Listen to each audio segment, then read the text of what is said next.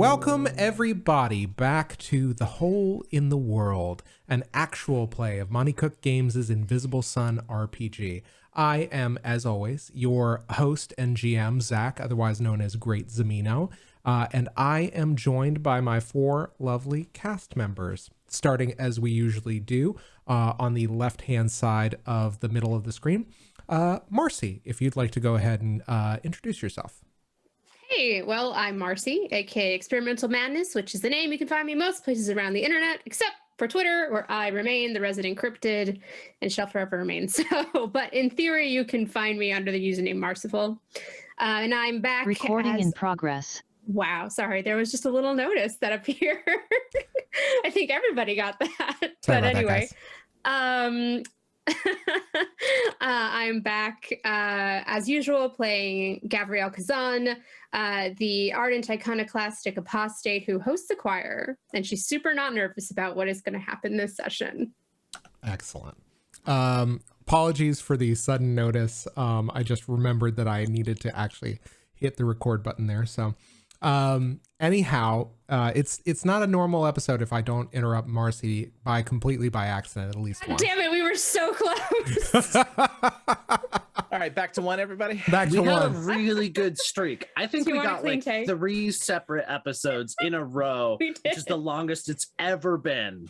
With The pressure, guys, the pressure. Anyhow, moving down the overlay to the southern half of it, Bill, if you'd like to go ahead and give your introduction. Hey everybody, my name is Bill. You can find me on Discord. I am Ghost Bike over there, and I'm playing Maurice Webb, a stalwart empath of the Order of Weavers, who turns tales into reality. Excellent. And moving over to the right-hand side, Hopper, if you'd go ahead and give us your introduction.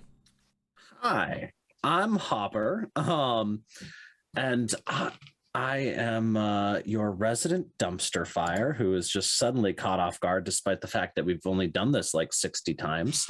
And tonight I will be playing Okris, the iconoclastic something apostate. Ardent, we're the same.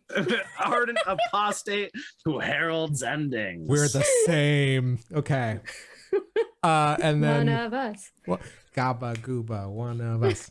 Anyhow, moving down, finally, last but not least, Marissa, who are you? And tell us all about that. Hello, everyone. My name is Marissa, she, her pronouns, also known as Critical Kitten with various punctuation around the internet.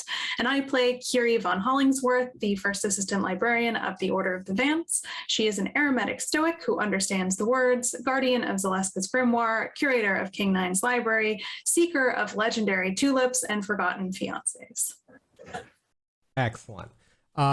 So without further ado, let me go ahead and put on some music and we will recap the story so far. Second. Recapping just for the audience, the cast absolutely does not need this recap, and we're in no way depending on this. Complete and utter faith in all of you guys. Anyhow, where last we left our vislae, you guys had done final preparations for your trip to the Silver Sun. And in so doing, you had basically taken it upon yourselves to get a few things checked off of your list. Maurice, I believe that you had an opportunity to speak with your friend Ashwin Khatri, leaving them information regarding kind of the state of things and how you came to this point in your journey. In addition to that, you also made a point of stopping by the memorial to General Naharin in the Confederacy of Cloisters, and you managed to encounter Abron, who pulled an eel-like creature off of you that feeds off of nostalgia. And you gave him some kind of notice, at the same time feeling very kind of disturbed by the discrepancy of the Abron that you knew from the war report and the Abron that you had met in your contemporary life. You gave them the means by which they might make contact with members of the Hindasa. In addition to that, Okris and Gavriel, you spent some time training together and kind of discussing matters more kind of engendered to your kind of sensibilities.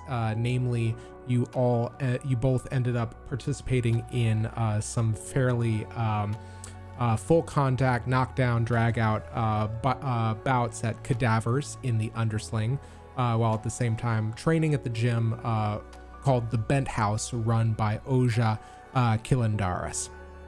And so you guys got a chance to really kind of like start building a bond together as you kind of worked towards this trip and distracted yourselves from the enormity of the task that you were undertaking.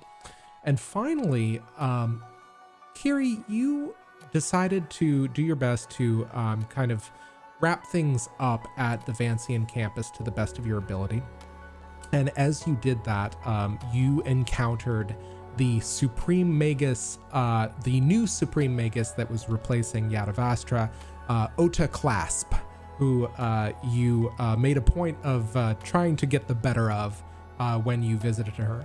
And not only that, but when you visited the campus, you made a couple of discoveries, one of which is that Giels, your previous kind of subordinate within the order, had leapt a couple of ranks and made it to the 3rd degree of Vance. So he has now kind of taken upon himself the rank that is higher than yours, rather than Cantrell.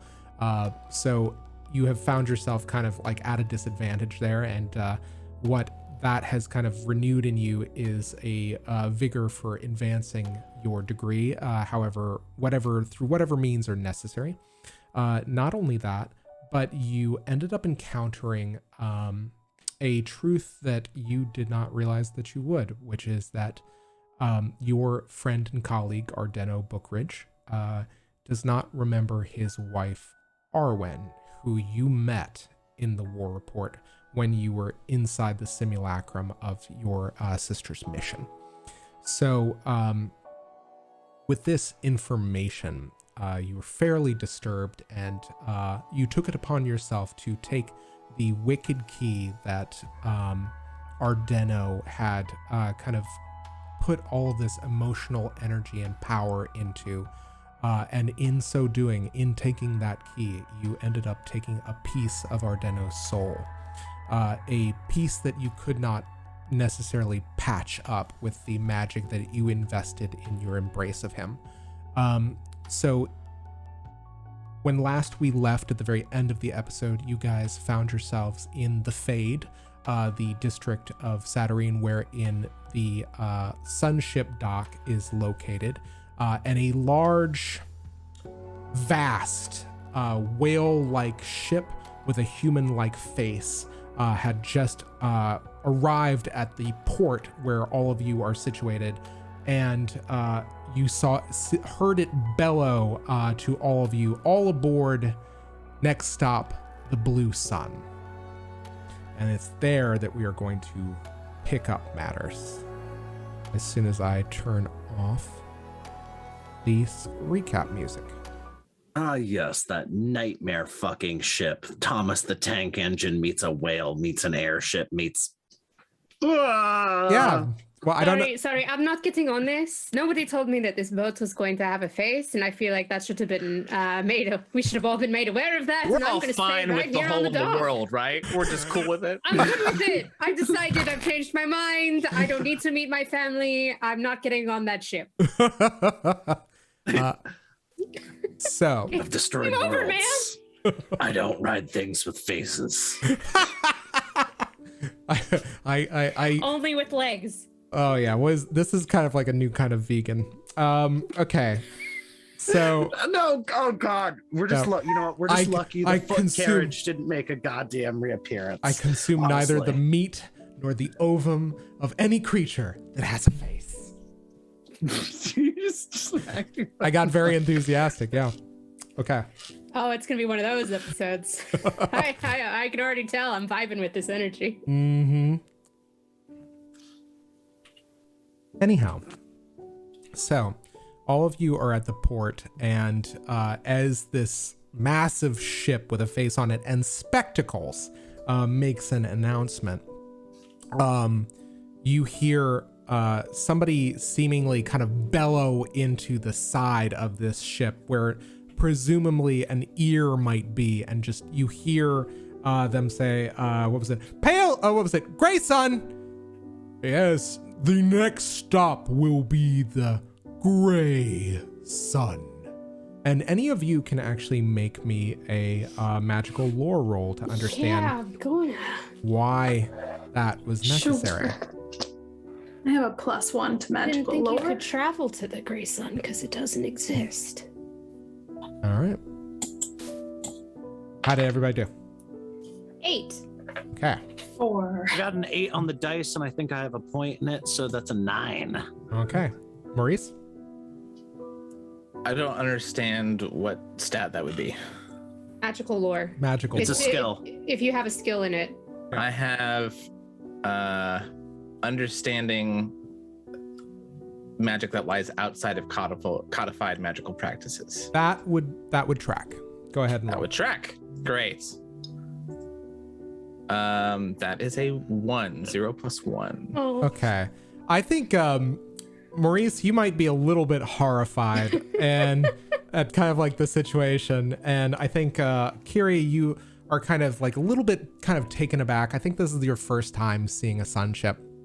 But there is something about this that gels with you to some degree that you can't quite place your finger on. But I will say to our apostates, you kind of instinctually remember something that basically I think that you would have heard in the war report to some degree, Gavriel especially, which is that basically in order to traverse the path of suns, you continue down it from the silver sun all the way down to the golden sun, to the sun, from the sun of beginning to the sun of rebirth.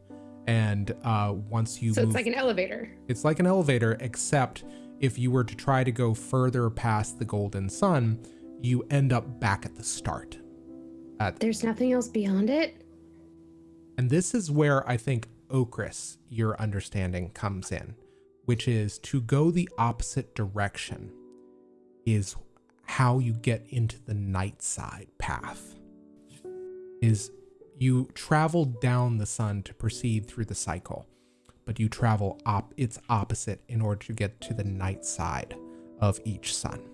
And so basically, I think that in y'all's understanding, I think Thomas the Sunship here, it's canonical now, motherfuckers.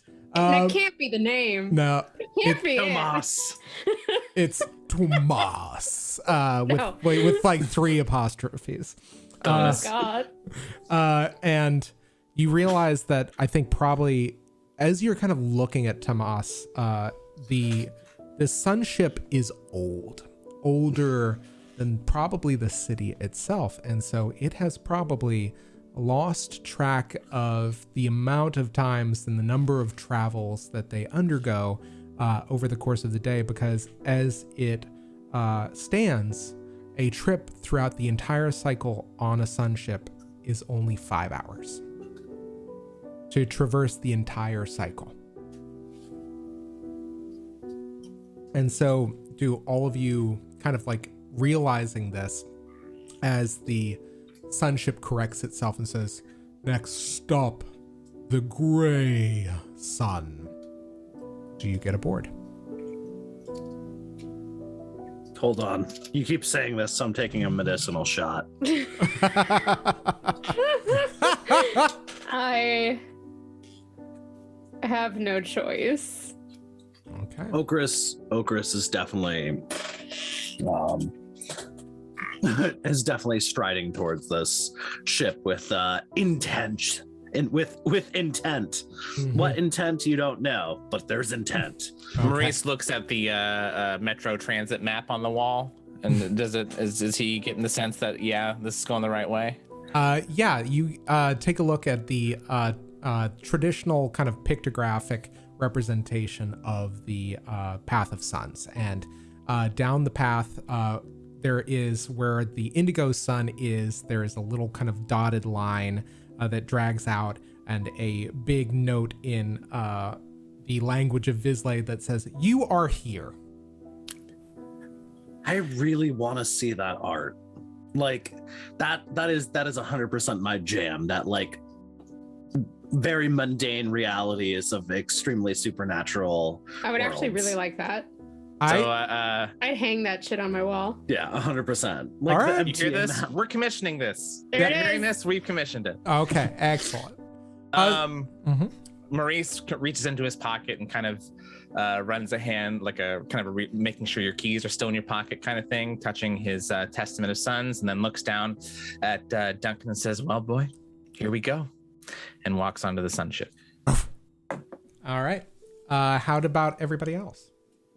I think Kyrrie follows suit, but kind of looks back over her shoulder at the like Saturnine in the distance, you know, kind of all laid out. I think she basically is figuring out how to say goodbye to this place, that she doesn't know how much time will pass until she sees it again. But I think with a little wistful look, she kind of sets her jaw and moves aboard. Okay. What about you, Gavriel?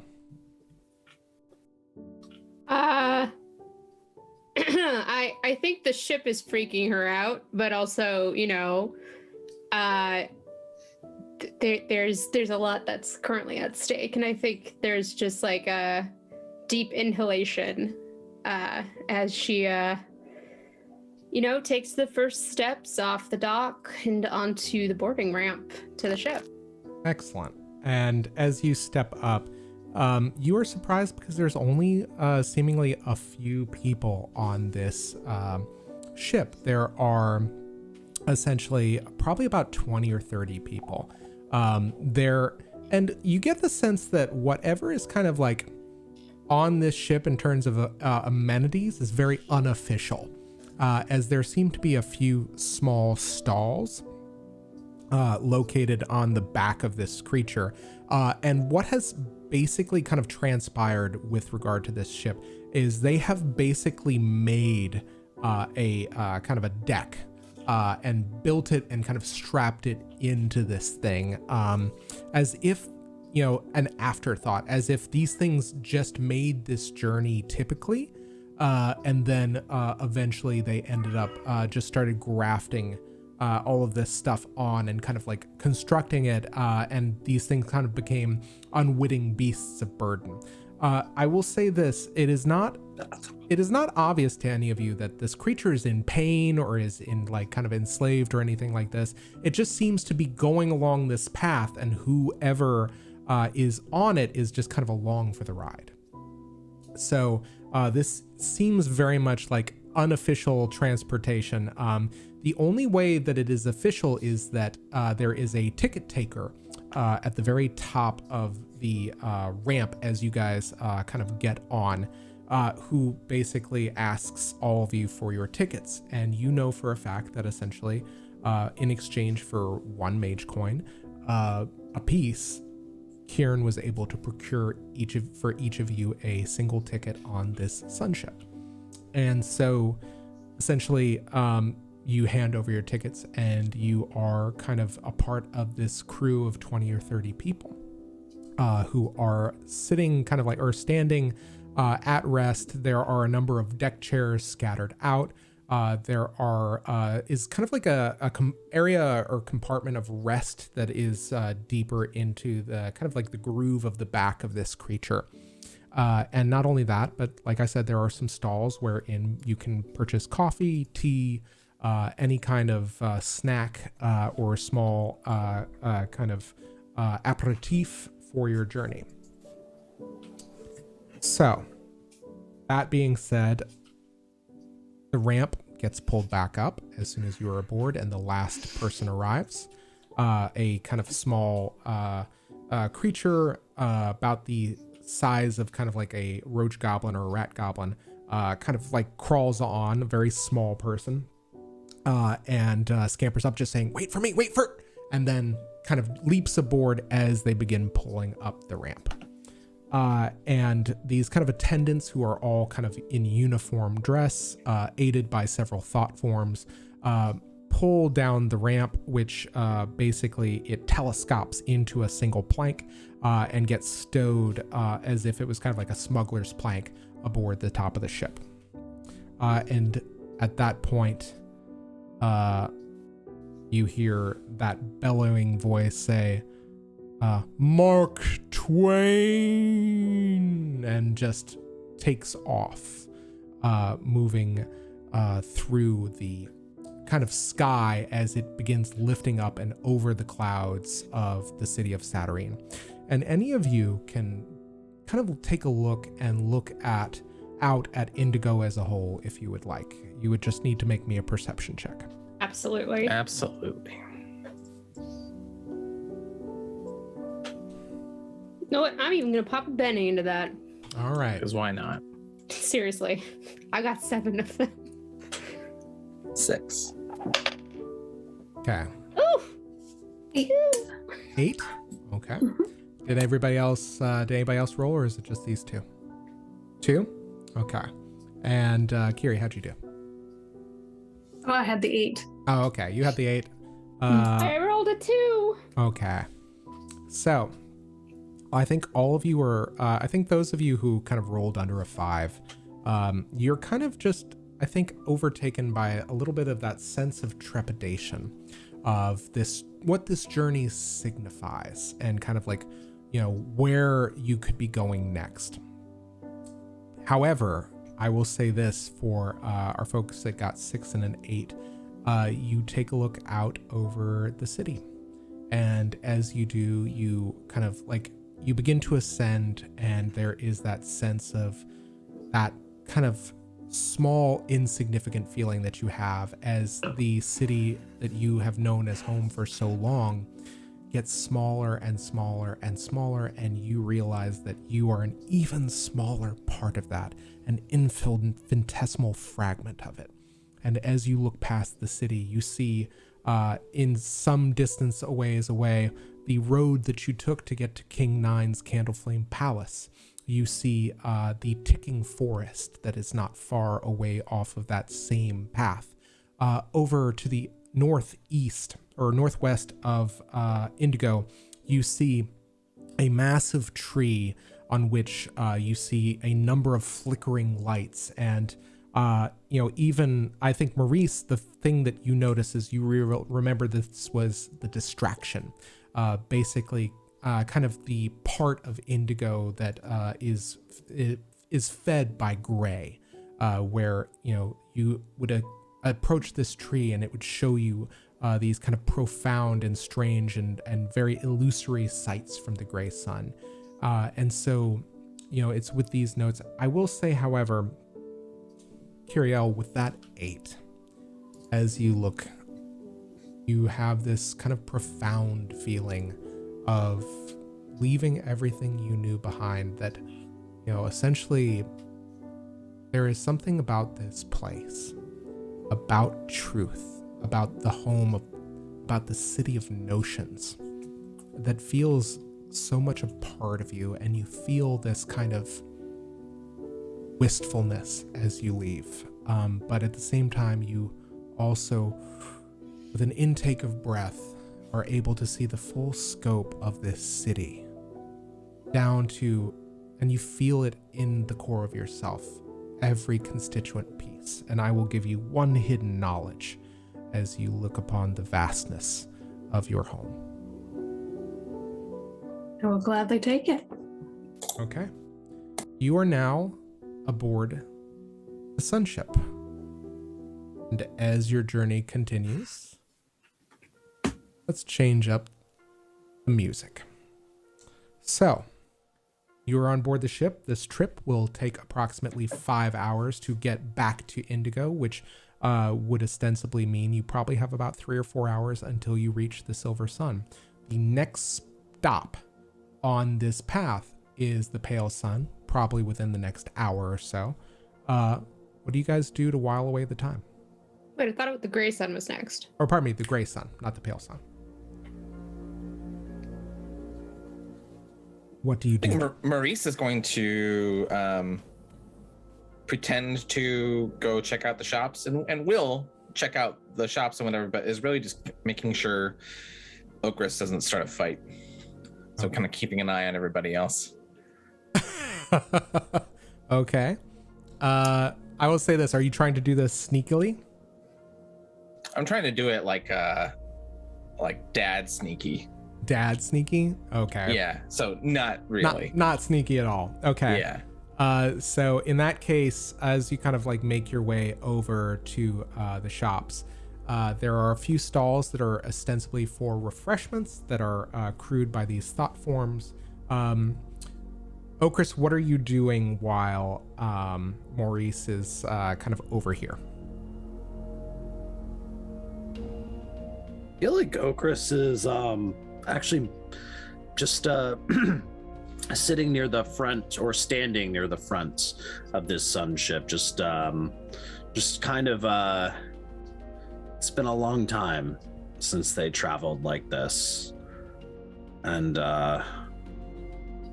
they're just kind of not basking is a very passive and pleasant word.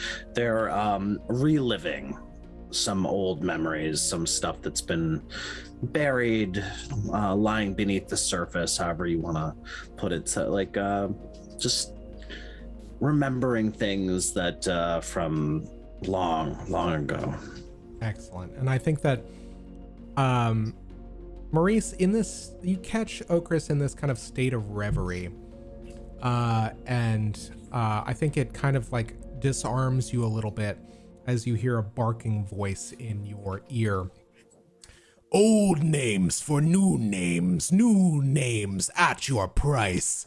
Trade, buy, sales, Zalin sells all. Would you like a name, sir? And sorry, you said your name was Zalin? Yes, this is what people call me. And how expensive is your name? Very expensive indeed. And as you turn, there is a fairly amiable, congenially faced man who is essentially kind of, it's almost like kind of like the watch seller with an open coat. But in lieu of watches, there are a series of dozens of pockets and little slips of paper poking out of each of them. The man himself has a very long, kind of very intricately braided beard. He wears a bowler hat atop a balding scalp, and he has this beaming smile at you and blue eyes looking straight into yours. Angels, demons, spirits, I sell all. What can I provide you? Papers like different qualities, or are they all look kind of uniform in the coat? Make me a perception roll. Yeah. That is a 0. You, I think, are just kind of like overtaken by the ostentation of this figure. And I think as you're kind of like, it's a lot to take in. You notice there's a little like weird kind of insignia that he seems to be wearing on one shoulder. But he kind of like, as if like you're about to get a bead on him, he opens the other side of his coat, and again, dozens of pockets and little tiny papers, and just like, yes, each name very powerful, very useful to those who know how best to wield them. Fascinating. Tell me, where do you get your supply? I am but a humble Xylat. I find these things, these names. Well, you know, I mean, I'm not usually one on a Sunship, but I could actually sell you some names. I mean, for you to resell, I'm not much of a merchant. Ooh, I am always happy to buy names. What did you have in mind? I think we can maybe zoom out of this if we want, of Maurice kind of, haggling like, well, I can't really tell you the name, right? How does this work? Do you write it down? And so the intent is for Maurice to see how much the fictional names that he's collected over the years are. I was gonna say, because you make fiction reality, you're forging names, you're creating new people. Mm-hmm. That's phenomenal. And the inflation rate on these names is about to go. And You mentioned this to him, and I will say this. He says, I tell the veracity of the name through divination, spellcraft. If you give me a false name, then you get a false price. But if you give me something worthwhile, you get a worthwhile price in exchange. I think that is fair. Oh, you're selling secret names. Secret names, common names, true names. See, now I can give you common names. I just can't promise they're tied to anyone in particular. What, like Bob and Bill and David and Yogri? You have those for sale? Well, is that what you are offering me as common names? I have heard them all before. How much names. are they going for? What's the market here? I'm completely out of my depth. Names of demons they sell for blood silver. Names of angels for mage coins. Names, true names, tens, hundreds of crystal orbs, depending on how powerful these individuals are. Fascinating. May I browse? You may certainly browse, however, remember, you will not remember a name until you have purchased it. Seems like a fair deal. And he kind of, I will say this, Gavriel and Kyrrie, are you guys distracted by kind of what you're taking in, or do you think that this would be enough of a kind of a site for you that you would pick up? I think that Gav would have gone to the best place to like the best viewport, essentially. Like whatever place offers the best views, she's gonna probably be transfixed over there, especially if they're going towards the gray sun. Excellent. So we will kind of pick up back with Zalin in just a moment, but I will say this, as you are kind of like watching the sky above you, you sense that the indigo light is beginning to fade, as if kind of monochromatically affected by the saturation of the gray sun relative to this place. And not only that, but as it gets more and more desaturated, you get the sense that you are getting closer and closer to the gray sun as a whole. Now, I will tell you this also, that Kieran cautioned you about a few things, which was, do not get off at a stop for any one of these places unless you are prepared to encounter the warden of that sun. These wardens will typically ask a price, and your first encounter is usually a fairly significant one. And especially if you already owe something to a sun warden and get off at that sun, it usually spells disaster if you have not done right by that warden, so to speak.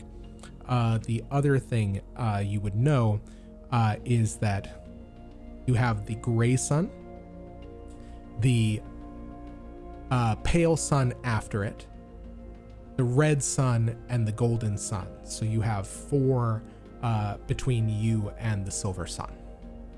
Probably a couple of hours at least. So the light of indigo begins to refract and begins to kind of desaturate and become monochrome. Kyrrie, what are you doing while Gavriel is taking in this sight? I think Kyrrie has probably gone for, if there's an equivalent of like coffee that she can, drink while she's basically going to pass the time, as many tend to pass the time on public transportation or transportation of various types, which is that she intends to read. So I think she'll look for like a little kind of window seat or like a nook that she can like sit in with a cup of coffee and read various books. Excellent. I think that there is very easily enough a deck seat on which you may sit. You notice that there is not far from you a very kind of like a family of lacunae. Namely, there are what appear to be a feminine shape, which represents kind of like all lacunae, a silhouette that shows through it a completely different reality, or a different location than the one that you are in which you are currently situated. there is another effeminate shape that is grasping tightly the hand of the other. And it is very weird to see where these two lacunae, their fingers interlock and grasp as you kind of see this almost like fanned out view of these two intermingling locations. One essentially a caldera of some sort, the other just this vast, beautiful expanse of ice, untouched and silvery in sheen. And between them is another small, effeminate figure, which you recognize and realize is their child. And as is the case with all young lacunae, the location that this child is showing through their silhouette is kind of in flux. It seems to be changing moment to moment. And as the child of the lacunae couple look out over the deck of the ship, you hear, but what about that place? Are we there yet? And you see again that like location refract and change inside of the child, and it takes on the quality of the monochromatic skies through which you are traveling. And one of the mothers kind of leans down and says, "Not yet. There soon, though. We have so much to show you. Can't wait for you to meet the rest of your grandfather."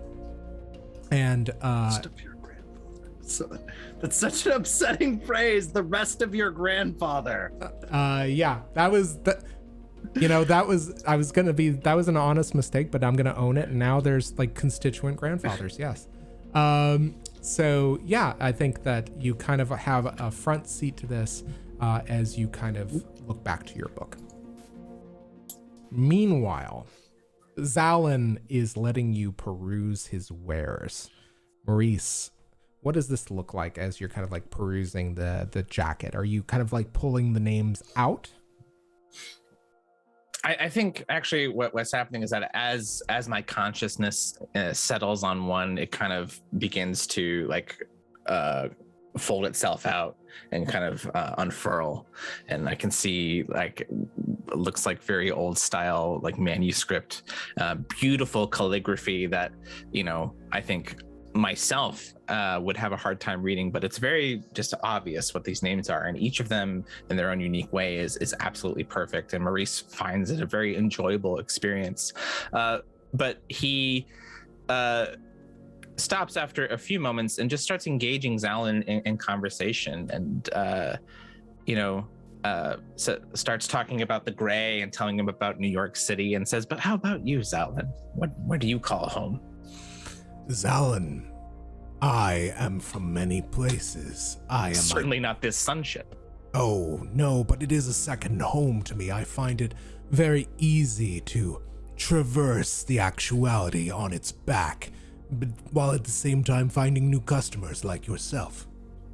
Must be fascinating. How long have you done this? Oh, several years now, I should think. I used to just sit here and take in the sights, but I've seen enough of it while traveling that I realize now it is valuable to be selling to everybody that I encounter. Who would you say are the best customers? Ones of my own order. And he gestures to the insignia, which you realize is a stylized notation of the Order of Goetica. And he looks and says, Other Goetics, they always wish to know the names of the entities that they would summon to get that much more leverage in negotiations. Control. Names are control. Names are power. What power can I offer you this day? I guess however much my crystal orbs can buy, right? Yes, but whatever you do not find here for the right price, I can find. You know what I'd like to find, Zalin? I'd like to find whatever it is that keeps you going. What sight have you not seen yet? What wealth have you not yet attained? What are you after? To be honest, the night side atops offers many riches, but I do not wish to traverse that place. However, for anyone that would procure a name from such a place, I would be willing to offer much. Interesting. A name More for a buyers or name, more perhaps. sellers these days? I would say many sellers. Times are hard after the war. Sometimes people even lose their own names. Salin provides. A noble service, to be sure. Indubitably. And Maurice moves quite quickly for his size and kind of gives, I think, a bit of a violent grab of Zalin's hand and then shakes and says, "Pleasure to meet you. Come on, Duncan, let's go." And yeah, I think there's this moment where I think that Duncan takes them in, and Zalin, as you're kind of turning, says, Suit yourself, vislae. I can offer many things, however. At suit yourself, Maurice turns around and kind of flicks his lapels and says, "I already did." and cut away from that scene. Gavriel, as you are watching the ship, the air refracts once again, and there is a bright flash of light as the ship enters the gray sun. And where all around you, below the ship, you see a semi-familiar sight. You see cities on the kind of, I think, but you are moving so impossibly fast. You see, and that it's almost kind of like kaleidoscopic and fairly disorientating. There are these kind of vivid cities that, as you pass overhead, once again take on that quality that Satyrine did for Kyrrie, which is that they get smaller and smaller, and everything moves so quickly and ant-like, and you see all these like ant-like creatures, these ant-like societies kind of moving at a rapid clip, billions upon billions of constituent creatures moving, and over one place you kind of instinctually feel a pull, which is probably where you may have kind of like entered in when you last were forced into the gray sun. But very quickly it is eclipsed by another view of a completely different city, more sparse and spare, but at the same time surrounded by beautiful nature more than anything else. And kind of from there you go to a completely desertified place, a vast desert, and there a city where it is surrounded by desert. And then even further, all of these places, it seems to be kind of eclipsed by this kind of like speed of this sunship. However, you are high enough over each city that anybody who wanted to could look up and see this vast anomaly in the blue sky above them. But you know kind of instinctually that none of them do. Maybe a few,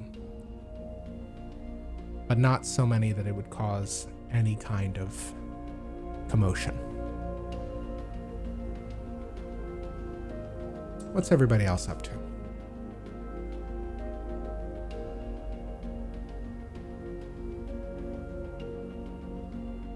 Chris is still at the prow of this ship, staring down over the side, continuing to look pensive, but in this case, more a little bit, a mixture of sadness and confusion on their face as they look at this world that they don't fully understand. And to that effect, everything that is in this sun, the gray sun, everything about it feels wrong to you. It is like it should have ended a very long time ago. A lot of these illusions, whatever they are, this kind of illusory existence, it should have been kind of quelled or restarted or made anew. And yet somehow this illusion, this lie, persists, and it sticks in your craw like a nettle. But as you are about to become that much more uncomfortable, the light once again begins to refract. Doesn't stop. There's no port here. There is no port here, not in the gray sun.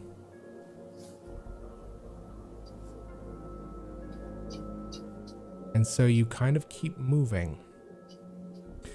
And anybody can actually make me a magical knowledge roll if you would like to understand why that is. Yeah. I don't think I'm gonna do very well at that, but That's a 10 for Maurice. oh shit. That's a 10 as well for Kyrrie. Okay. 6. All right. Is this lore or knowledge? Lore. Oh, 7. Yeah, 7. Okay. How you do? 4. For our 10s, there is something that you have heard, which is that the Warden of the Gray Sun often leaves his post and goes wandering, and has been for some time. Typically, when you enter a sun, there is a gate, a place for these ships to make port.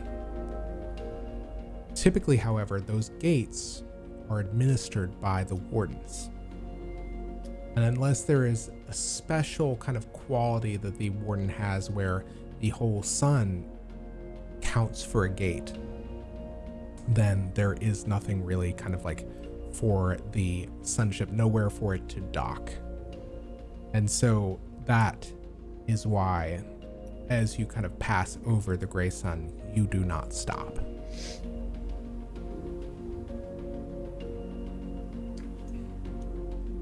And once again, the light continues to refract and to change. And this kind of like monochromatic cast that has been completely subverted by the illusory blue sky that you traverse, quickly changing into darkened night skies as you travel, as well as stormy skies. It all kind of gets subverted as the light kind of, it's impossible to say what it does, but it grows more and more lifeless, more and more overcast, and pale and light gray. It's almost opalescent. And you realize that you are traversing the realm of the dead, or approaching it, the realm of the pale sun. And as you grow closer, once again, it is as you kind of like look out at the sky as the light refracts, you realize that the ship is refracting with it, essentially kind of traveling through this prism of the path of suns, and that light takes on the pale cast in totality, and you look over the pale sun itself, a land of darkness and bone and ivory. And over, as you pass over, you find yourself at the gate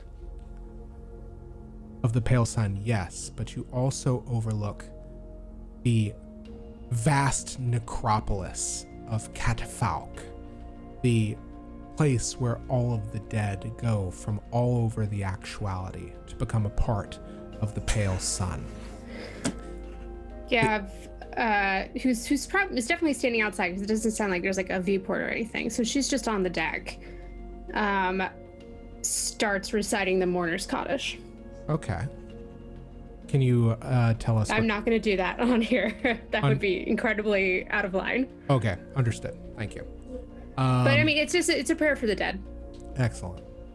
As you say this prayer, I will tell you this, Okris, there is a sense that as you pass over this place, this is where General Neharen is, or perhaps has ended up. And I will say, even for you, Kyrrie, as you pass over it, this might be the resting place for your fantastic Vance that you wanted Zaleska more than anything else to know. This is probably where she resides now, or at least her last splinter that you encountered. I have to ask, who is carrying the multiphasic compass right at this moment? Okay. 'Tis I. Good to know. You have a sense also, Okris, that Root and any of the remaining members that didn't make it through the War of the Last Gasp probably reside here as well. Maurice, you don't know who from your previous life, if they are here, they might be here. Maurice kind of looks down at Duncan, thinking, well, yeah, Duncan died, and then remembers what Duncan is, a recreation of something that never existed in the first place. And pats his head, but reassuring himself of not quite anything at that moment. Excellent. And I think that in a similar kind of tone, in a similar kind of way, Gavriel, as all of you kind of pass over the pale sun, those people on the ship that sit side by side with you are also kind of in their own way paying respect to this place. It grows a little quieter, a little more solemn, a little less cheerful. Even the child that you encountered, Kyrrie, the child of the two lacunae, grows very eerily quiet as you pass over the domain of the Queen of the Pale Sun. And again, it's a long time. It's about 20-30 minutes that you spend, and you realize, all of you, as you pass over it, that the land of the dead, the land of the Pale Sun, is vast, and it grows more and more each day. And so does the power of its warden. But maybe that is a conversation for another time. Again, the light refracts, it changes, it takes on a more crimson cast, and soon you are in the red sun, the place of destruction, place where all things change through violence. And that crimson light washes over the deck of the ship.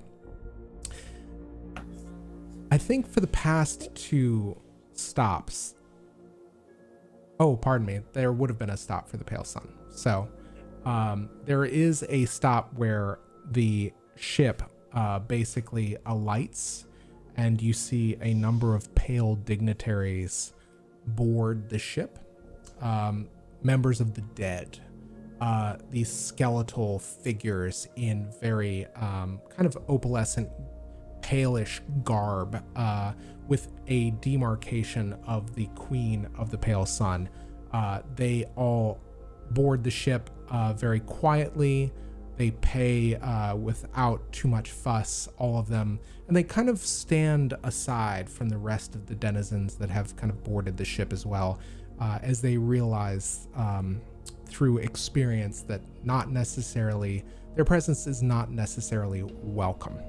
And so they stand off to the side of the deck. Once again, Tomas speaks out to everyone. Stopping at the Pale Sun, the Red Sun is next. As you guys are kind of like making this journey, I realize I kind of like sped through that. Is there anybody wants to do as you make these stops? Okay.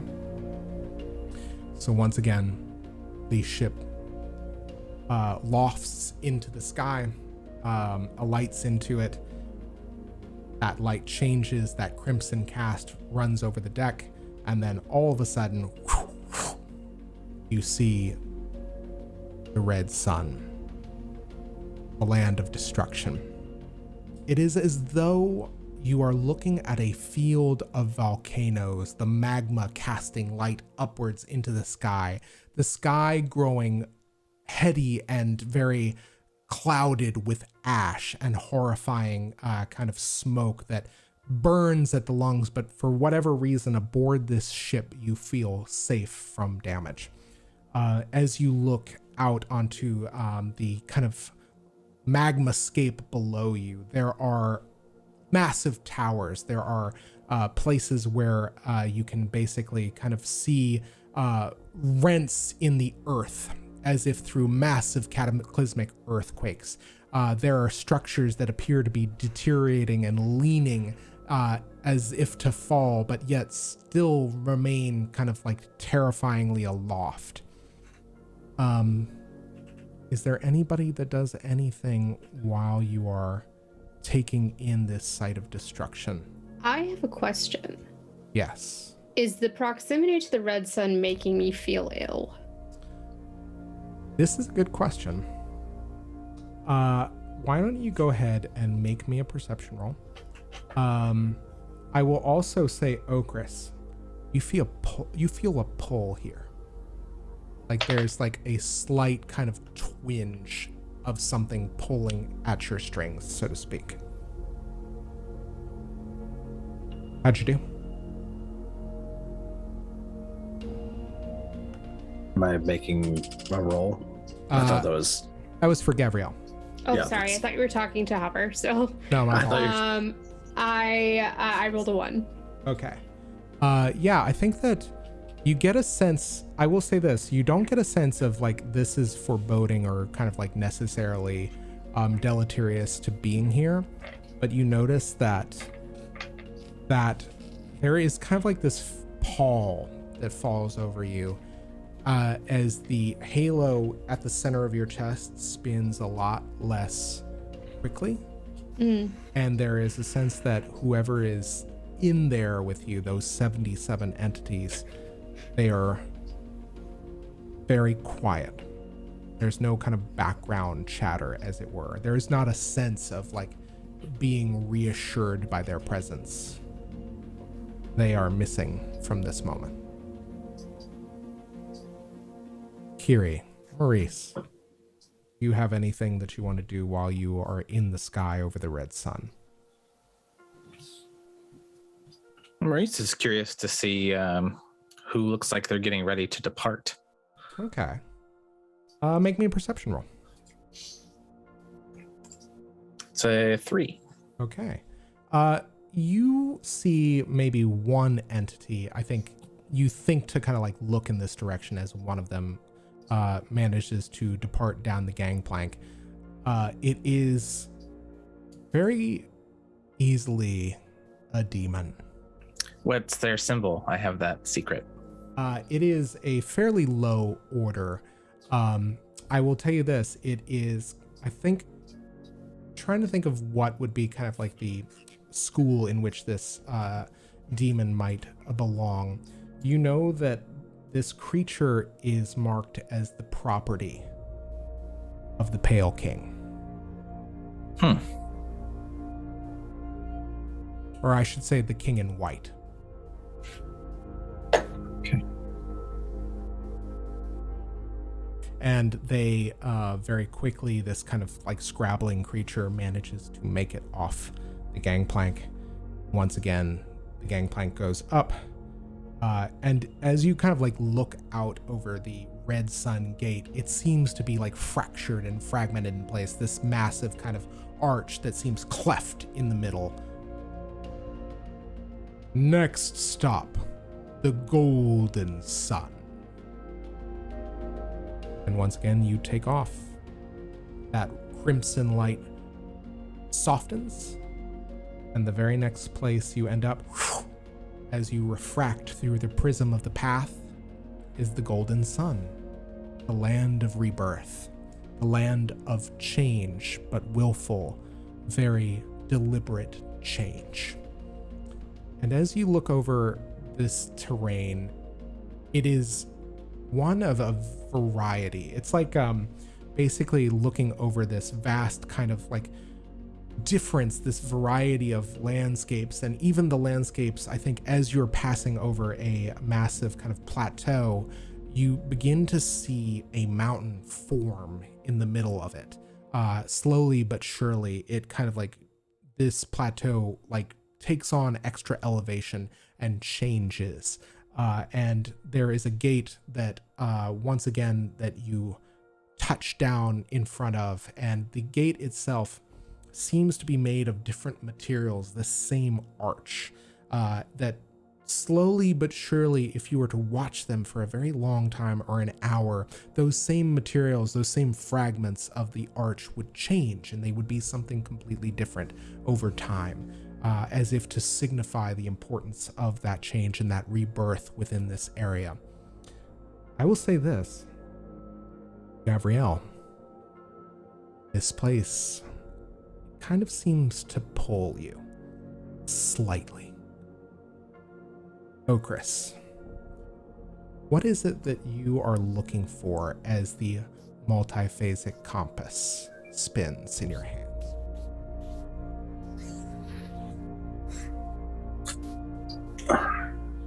I think Okris is most concerned personally with the location of the hearts. The seeds of truth matter as well, but they don't think the others have the strength of will to do it without them. Excellent. So as your multiphasic compass in hand, you feel it hitch a little bit on the golden sun towards the gate, and then it completely continues to spin, as if almost there's a brief consideration on the part of the object of power, but not so long of a consideration of it that it would pause and kind of direct you. Does anybody else have anything that they want to observe while they are in the realm of the golden sun? I think just Gav is starting to wander around the ship, maybe coming up to the prow to see what Okris is doing, and sees that they're looking at the compass. And I think out of all of the suns that she's heard about, this one has always been kind of every other sun seems to have a purpose except for this one. Mm-hmm.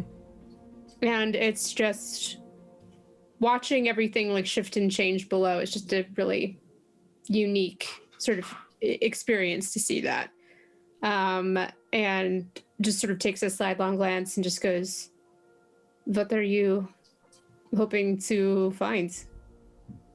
Can't really see anything down there. Everything just keeps changing as soon as I get a hold of it." Okris turns their head to look at Gav, and I think the first thing that you would notice is that there is, despite the normal green of their eyes, there is kind of golden fire mixed in there as well, as they are tapped into the, they seem to have some sort of connection to the gold as well. And I take a moment and think about their response, and I'm missing some things. She points to the obvious on your chest. Yeah. And you think it's here?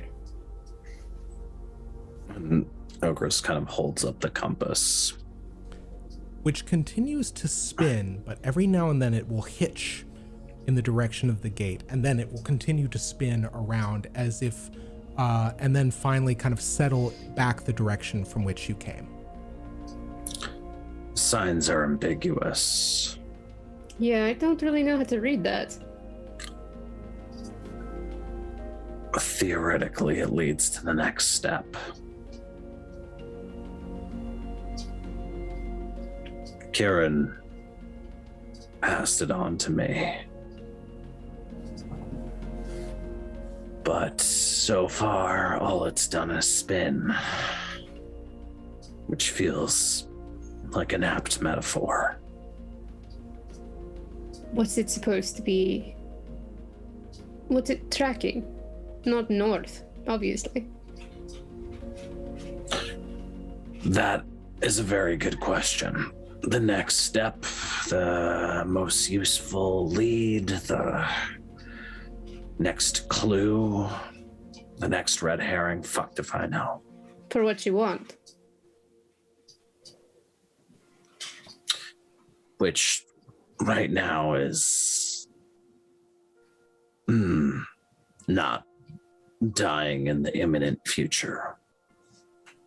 I don't think the compass knows that. I'm getting that feeling. The red sun. The silver sun is next. I think our sunship is senile. I think you might be right about that. I don't know how I feel about riding a dementia-addled whale thing. What's the worst that could happen? Could end up on the night side. Fall into an endless dimensional void, trapped in the endless space between forever, helplessly screaming, no one can hear us. There's a number of things I could think of. At least you die eventually.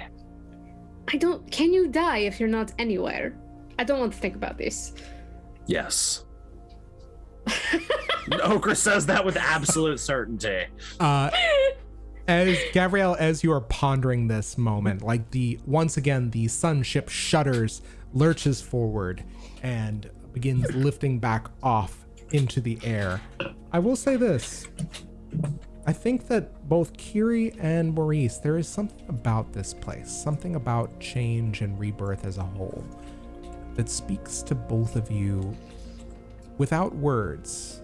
There is something, as you kind of think about what it entails, this deliberate change, that might mean that much more, something that much more significant for both of you. But as you are hoping to stop and ponder it, the light once again refracts, growing more and more silver, more and more kind of desaturated, but in such a way that there is this kind of almost radiant sheen on it. And once again, you pass through. I need to change the music.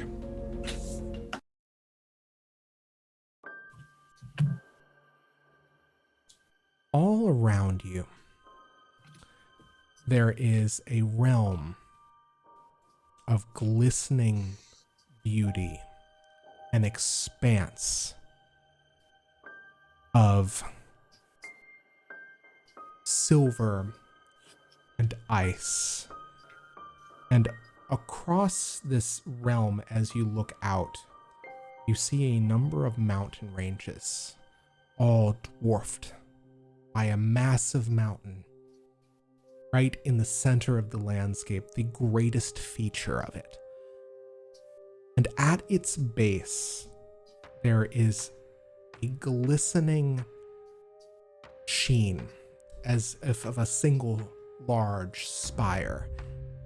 And some distance away from it, several gleams that you realize are a series of beautiful buildings and spires and cities, which in this case is one massive city.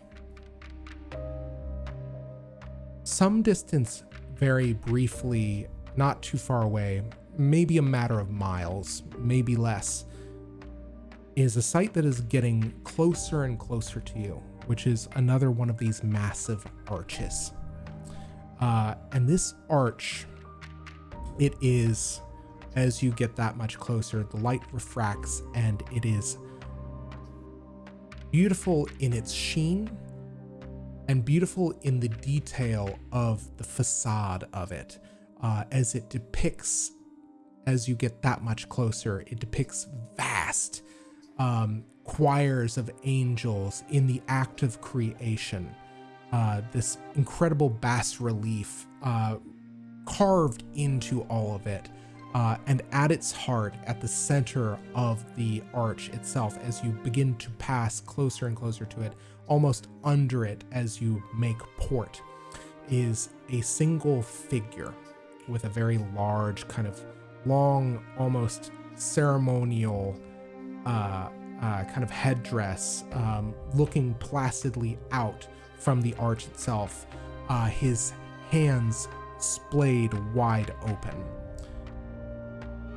And as you kind of take in this enrapturing sight, you hear once again,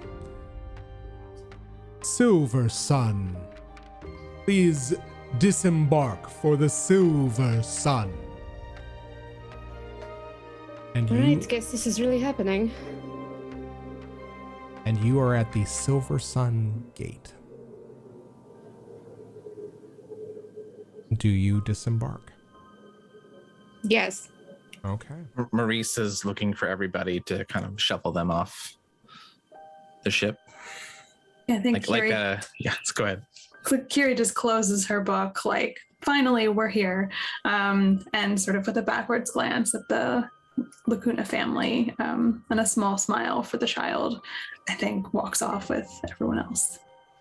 The Lacuna family is disembarking, along with several other denizens on the ship, one of which you realize is very clearly an angel. Essentially, there are these small wings that I think all of you kind of mistook for a jacket that begin to unfold and kind of shake off as though stretching after a long nap. And everybody begins to disembark and follow suit. You guys, I think, taking the lead as you walk down this extended gangplank that gets unfurled or unrolled from this kind of smuggler's hatch in the ship itself. And all of you leave Tomas behind. And you find yourselves looking straight up into this massive arch. It has to be 80 feet tall, vast intricate in its carving. And as you pass through, as you walk and approach it, the land around you shifts. The landscape itself seems to fall away and fall into resplendent darkness, in that everything you step on is almost like star stuff, scattered light kind of reflecting off and glittering back onto you. And you are not looking at this vast landscape through which the arch you can see a massive city on a hill. Instead, you see a figure. From first glance, this figure has to be 12 to 14 feet tall. But you realize as you stare at it, it seems to fill this entire space in which you find yourselves, as if it were every part of it, as if it were surrounding you, even though as you stare at it, it is like just sitting there waiting for you. It sits on a throne of manuscripts, on a throne of academic papers, on artfully made sculptures, on stories, on crafts. And Tharim, the Silver Sun Warden, looks at all of you and says, "To what have you brought for my inspection?" And that is where we're going to take our 10-minute break. So, all of you are staring into the face of this massive Sun Warden, a creature that seems to inhabit this space as like a 12-foot kind of colossus, but at the same time seems to fill every bit of it. This area wherein you have found yourself standing amid kind of like this sparkling shadow that envelops it, and sitting on a throne of creative work, almost kind of like melded and kind of forged together. You see this Tharim, the Silver Sun Warden. He looks expectantly at all of you and says to you once again, "And what work have you brought for my inspection?" Now, all of you know, after speaking to Kieran von Milas, in preparation for this moment, that the Silver Sun Warden is basically almost a patron of creators. The Silver Sun itself being where a great deal of creative information gets conceived, and kind of creations as a whole are kind of proliferate. So what the Silver Sun Warden typically asks of those who would enter, Tharim says, essentially to show a work that you have created. What qualifies as a work is unclear to all but the Warden itself. And whatever the Warden finds satisfactory will lead to letting you through the gate. If something is particularly satisfactory to the Warden, he keeps it. So it is furnished with this information and the express instruction that you should speak softly and very concisely to the Warden that you have this encounter. But otherwise, everything else is now up to you. What do you do? Is the Lacuna family and the angel here with us as well, or did they skip this? They skipped this. Almost like they're probably from here, I'm guessing. Or at least wasn't their first time. So it's just us four. I speak out of turn, actually. The child is here. Ooh. I'll fucking fight a Sun Warden. Fascinating. Okay. So, it is just you and this child. Are you going to wait for the child to go first, or what are you going to do? Maurice has an eye on everybody else. He's waiting. What do you do?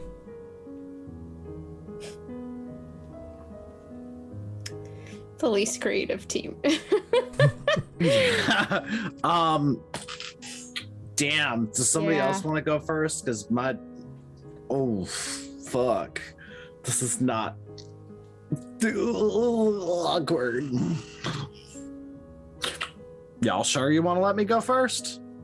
Super It's sure. not gonna be any better if it's me. So Maurice is seeing this hesitance from Gav and Okras. He looks to the child. What does the child appear to be? So this is what I am going to do, is we're going to switch over to the path, and we are going to turn our first card of the night.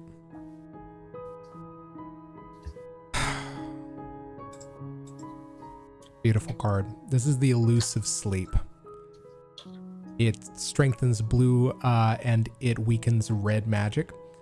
Its meanings are futility, worry, stress, and awareness. Its families are vision, swans, blades, and water. The richest noble cannot buy sleep. The strongest among us cannot compel its submission. Even the wisest person might lose a night's rest to anxiety. Still, when we're awake, when we're awake, we are aware, and that awareness can be crucial. Elusive sleep indicates one is racked with worry, or should be.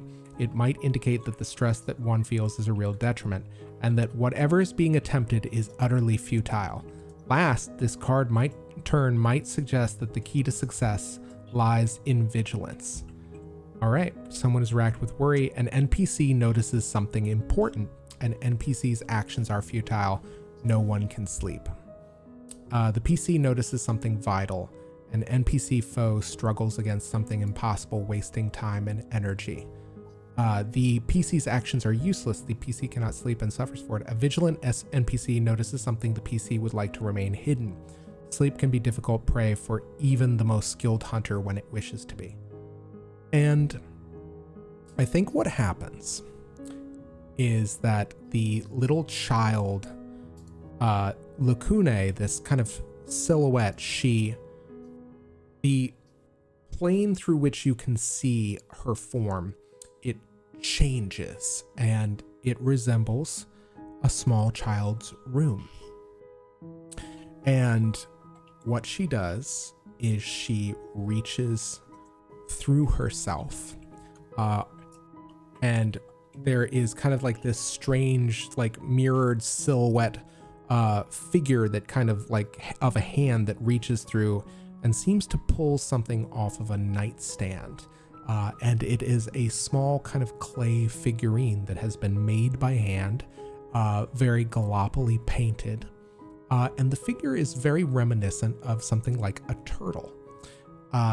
And this Lacune child puts the figure in her outstretched palms, in both of them together, and kind of lifts her hands up for the warden to take the creation. And the warden, with its massive hands, reaches down, plucks this turtle-like figurine, inspects it, and looks down at the child and says, "An auspicious start." And places the sculpture back in her hand, and behind him, the silver gate flares to life with this luminescent, radiant energy, and she passes through. What do the rest of you do?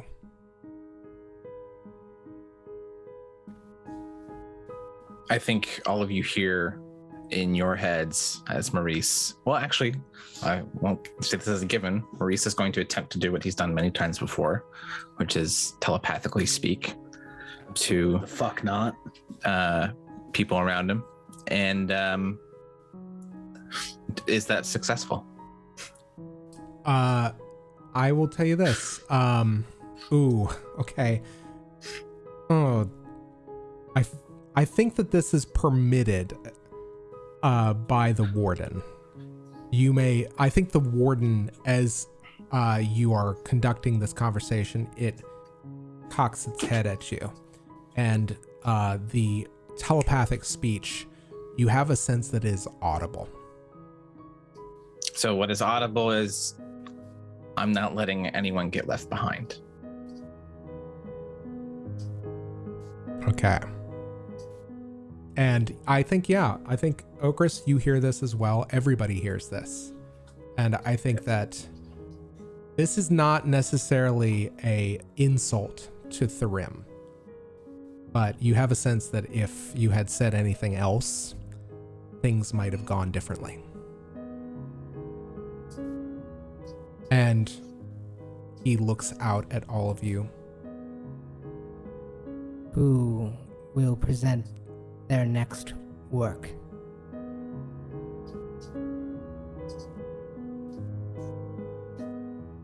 As to your question, Okris, I will turn a card for you.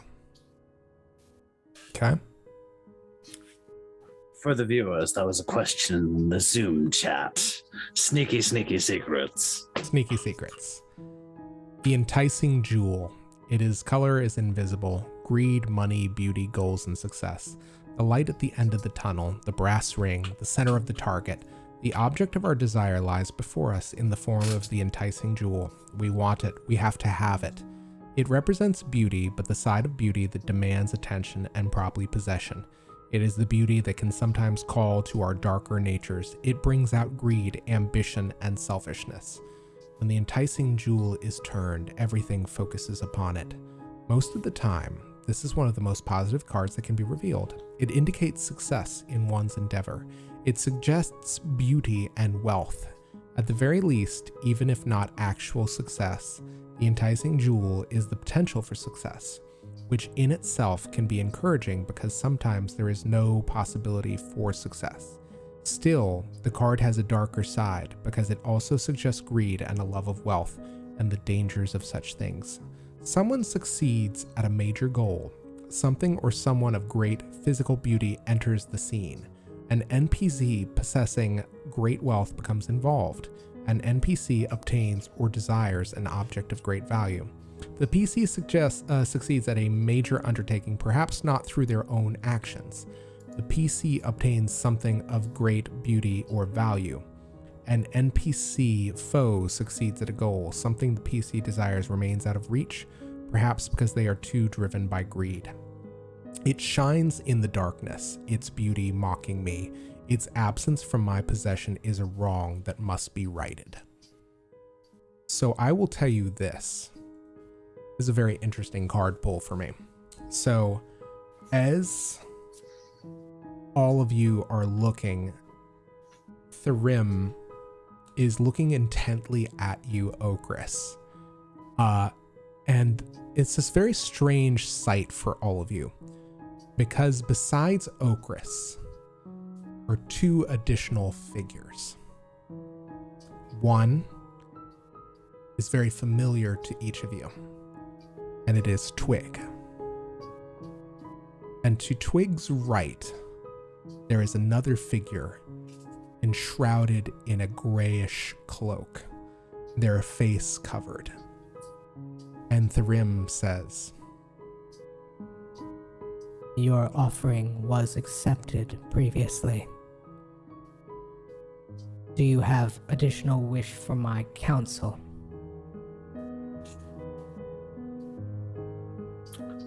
You have the feeling, Okris, that of the three figures, you are the one that can answer.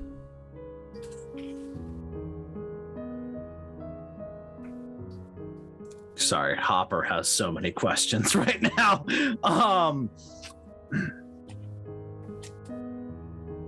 Yes. What would you know? And what would you offer in return? Player question. Out of the multi objectives that we have here, the multiple objectives that we have here, what is our most pressing? It seems, well, that is a question I think that you would have discussed with Gavriel. I think that is We're here primarily to get allies. Chief amongst them is Mott for Kieran. Chief amongst my family, but Mott is technically a part of that, so they're all one and the same. I think Okris would definitely. Okris also did just. There's very few people that they would call friend, or have ever called friend. So yeah. Okay, so what are you specifically saying to the Warden? We seek someone who may reside within the silver. And if not, then directions to, or a path at the very least. If you accomplish this task of which I will request, I will give you audience with Queen Fergeleva, who knows all that pass in this realm. God, I wish I was playing a nicer character. Accepted. In the Golden Sun, my sister, I have not heard from her in some time. I would have that you inquire to her whereabouts and to her condition, and return to me. Ignore this assignment, this request, at your peril. Okris strides forward, and I'd like to activate Path of the Golden Sun. Okay. And holds their hand up to the figure. Thyrim cocks his head at you and reaches down as if to take your hand. What do you do? Well, I'm based on sizing, I'm guessing I'm grabbing a finger. I will say this, you feel a full hand grasping yours. It's almost like size is not a factor here. Then Okris grasps the wrist. Pass the hand, grabs the wrist. It is a compact then. And Thyrim nods, and you feel a surge of light. And as you take your wrist away, there is a small silver tattoo upon it. And he nods, and the light of the gateway behind him effulges, and you have the sense that you may pass.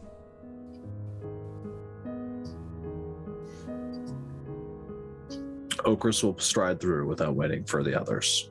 Okay. God, that hurts me a little bit. Who would present a work for my inspection?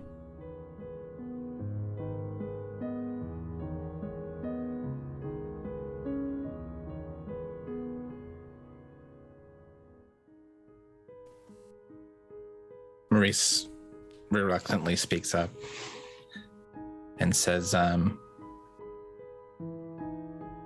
haven't I already paid this price once? I'm going to turn a card.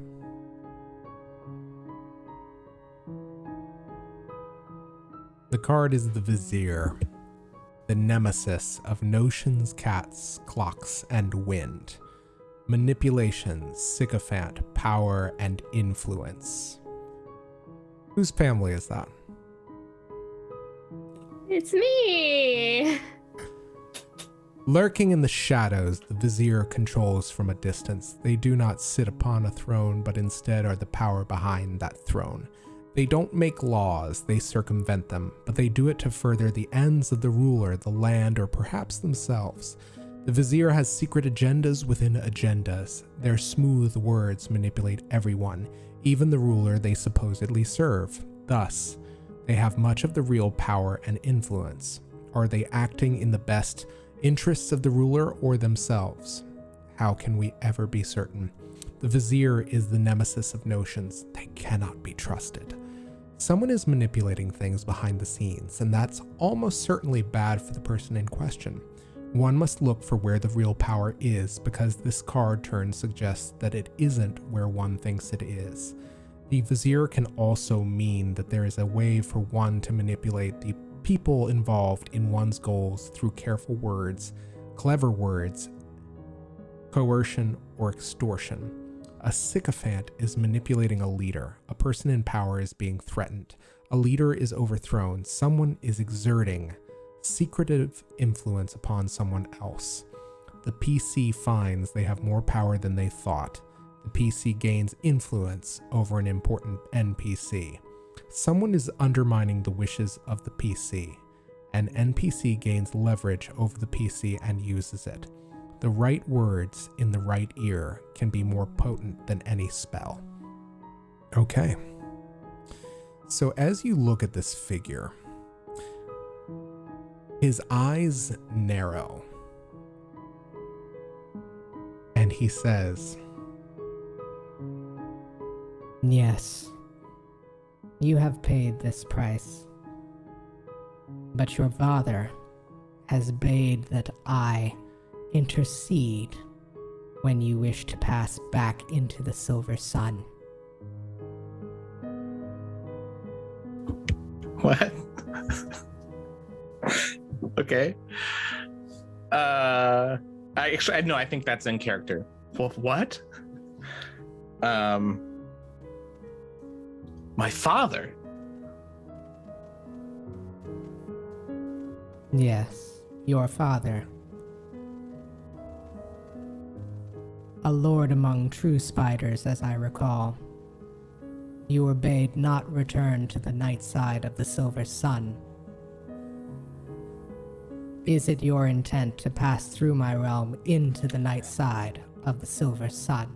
No, I don't. No, it's not. Know this, if you lie to me, your consequences will be grave. I didn't know about this before this moment, so no. Weaver of tales, know this. A promise to me is as good a contract as any other. If I choose to go to the night side, you'll see me again. and Tharim leans back upon the throne, and the light from the gate flashes once again. and you may pass. Maurice, I guess it's past the throne. He'll step past it, but pause and wait to see what happens to Kyrrie and Gav.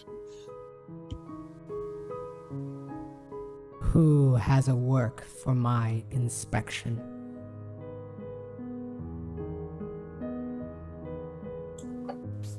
I think Kyrrie will step forward. Thrym, you said your name was? It nods. This warden. Why do you collect things from vislae? What do you do with them? It is not your prerogative to ask questions of a Sun Warden. It is merely your prerogative to answer that call.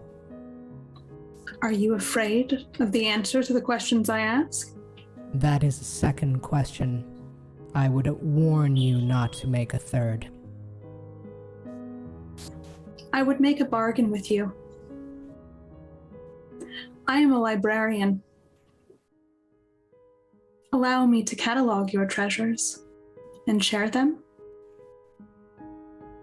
Perhaps you would like to know what it is that you have.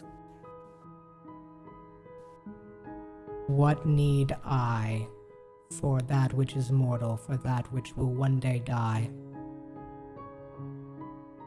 An idea does not die, and you are sitting on a pile of them. Creations, creativity, manuscripts, articles, works, created by mortals, but that which live beyond them. Can you tell me that those have no relevance? If they did not, why would you keep them? They have every relevance. Every one of them is a kernel of a thought. But at that same time, that kernel can spring forth many great things, can move mountains, can change worlds, can change your world. I find it somewhat of an insult that you would suggest that I do not know every offering that I have kept within this, my realm. But if you know them, why have you kept them and not shared them? It would greatly augment your power. Were mortals, those on other suns, to have access to understand what those people have given you? Or are you too selfish an entity to share?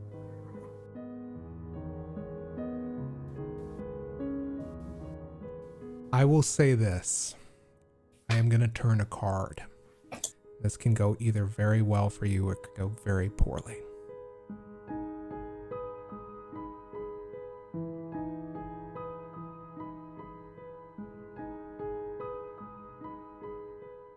The misunderstood beast. Its color accentuates green, it weakens pale. Its family is notions, cats, clocks, and wind. Meanings, mistakes, gentleness, friendship, danger, and betrayal. The misunderstood beast is a gentle giant, not a murderous monster. It seeks our friendship, not our flesh. Can we see past its physical nature and ascertain its truth? Will we even try? Snap judgments can result in horrific mistakes. We judge something by its appearance or simply by the initial reaction it churns in our heart. But the real truth of a thing can rarely be ascertained so quickly. This misstep can catch us from either direction. We might judge something ugly as evil when it is not, or we might assume someone pleasant is a friend when they are not. Either way, we are harmed or at least lessened as a result. Something is not what it seems. This could be a concealed threat that will result in betrayal, or it could be something useful that one is ignoring or even avoiding. The turn of this card warns of such mistakes, but the mistake might have already been made, and the misunderstood beast spells out the results of such a mistake. Often this card suggests that one should look for aid from unexpected corners, but warily. In fact, what it really says is that if someone looks to be a friend, they are not, and those that seem to be a threat likewise are not. This is hard advice to take, and obviously it is not always true. only when this card is turned. Something perceived as a threat is no threat at all. A terrible danger hides in plain sight, appearing to be something benign or even beautiful. An NPC becomes a surprising ally. Something like it would be a threat is actually a boon. An NPC trusts the PC when they shouldn't. A trusted NPC betrays the PC. The PC's decision turns out to be a terrible mistake. Someone mistakenly judges the PC to be a threat and treats them appropriately. The fearsome need not always be feared. Okay. So I will tell you what happens, which is this warden, massive in scope, reaches forward a hand as if for you to grasp. What do you do?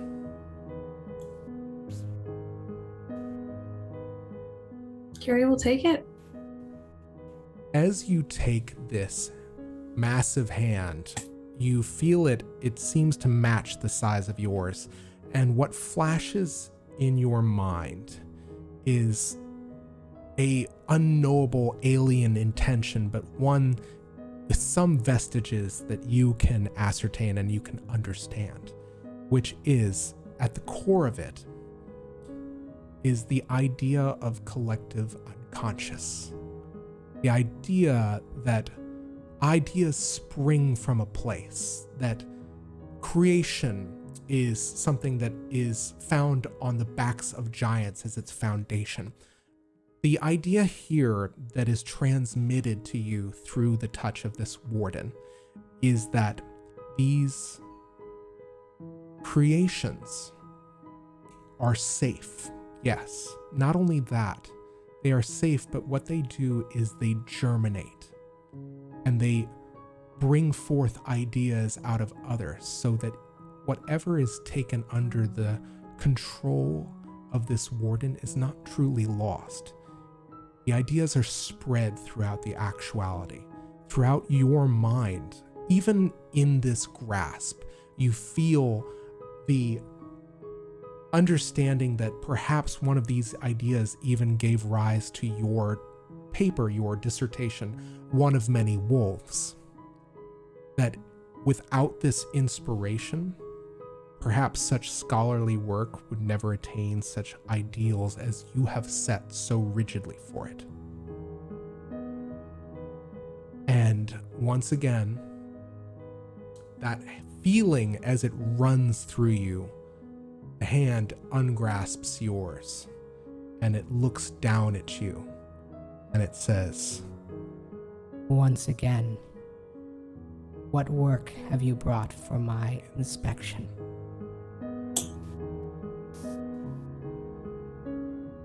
You are a librarian too.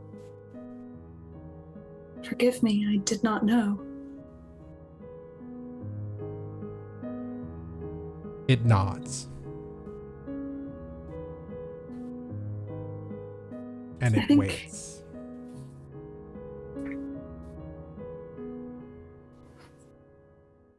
Kyrrie thinks for a moment. And then she says,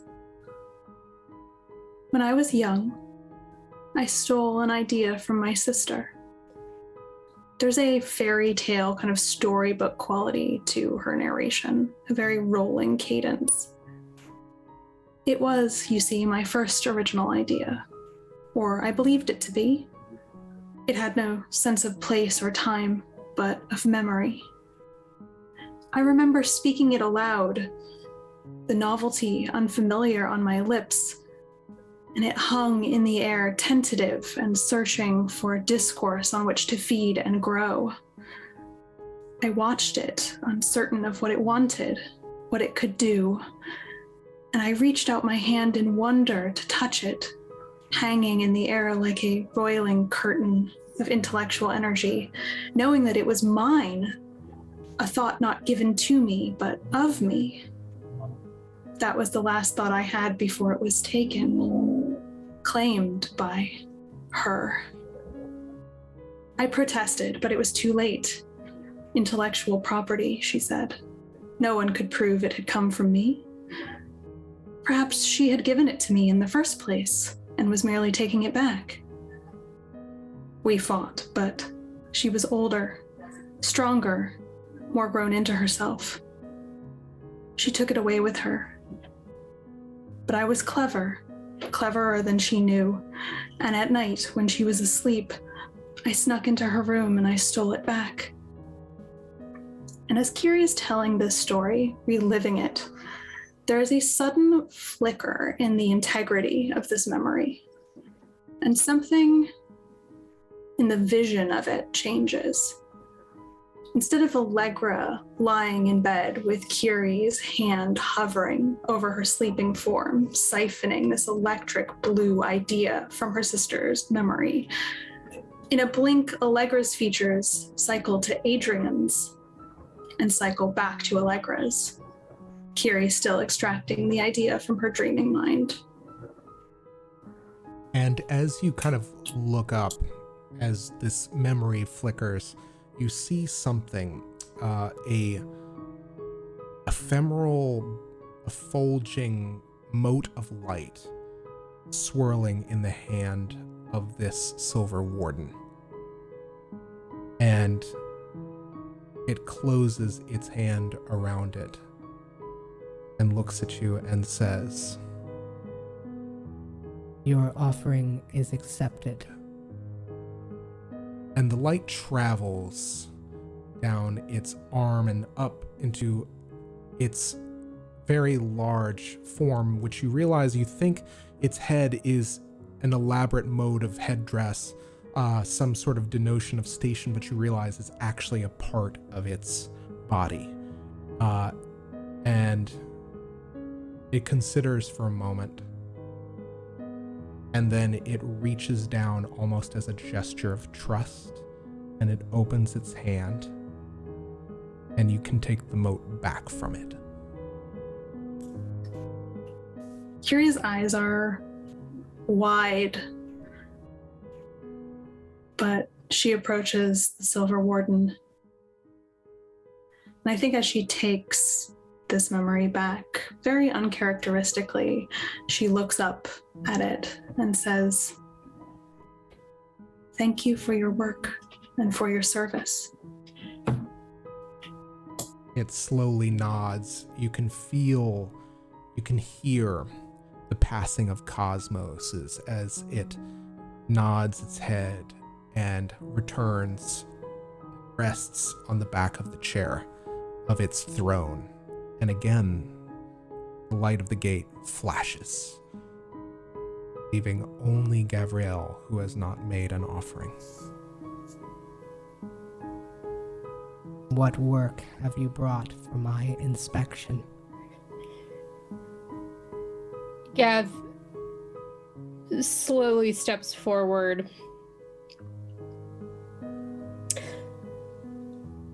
I'm not an artist or a writer of any kind. I do not think that I would have anything that you would want to keep in your collection. And what I am doing is only just begun.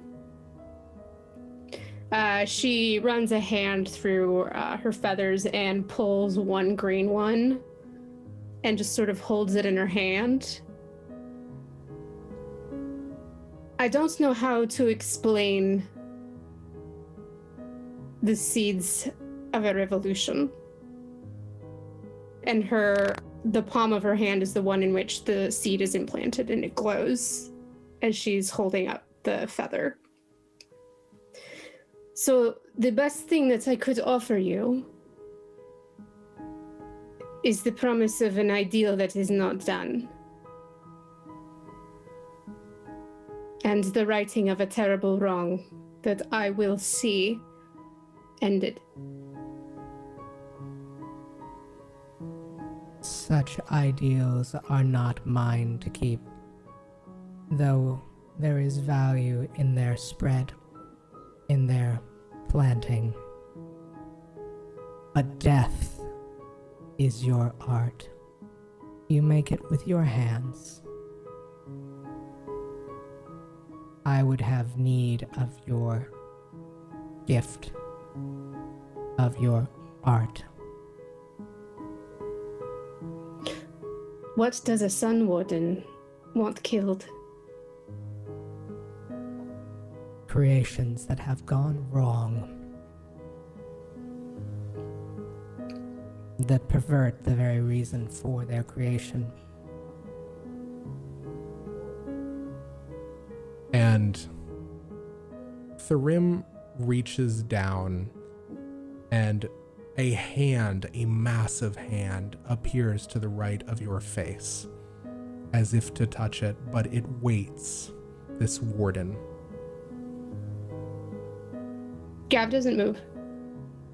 And Tharim presses his fingers to the back of your neck and places his thumb on your forehead. And in your mind, there is the name of a creation that must be removed. And I will tell you that name momentarily.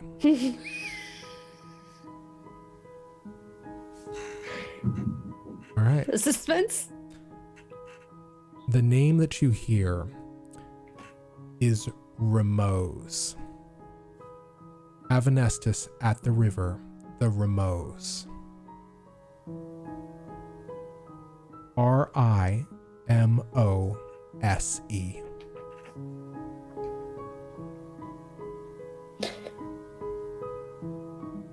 And you would have me kill this creation for you? It subverts its purpose. It hurts those who would bring more glory to this, the Silver Sun, and it does so in the city you once called home. What? It leans back. And once again, the gate behind it flashes.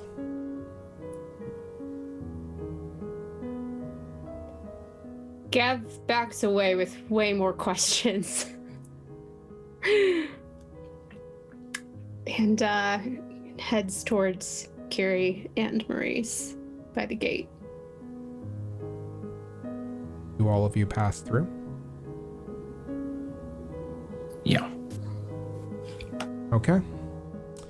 As you pass through this light, that silver flash gives way and more sheen kind of falls on your eyes as light passes over it, and you realize it is the light of the silver sun dancing across your eyelids as it reflects from miles away off the spires of a great city, the city on the hill.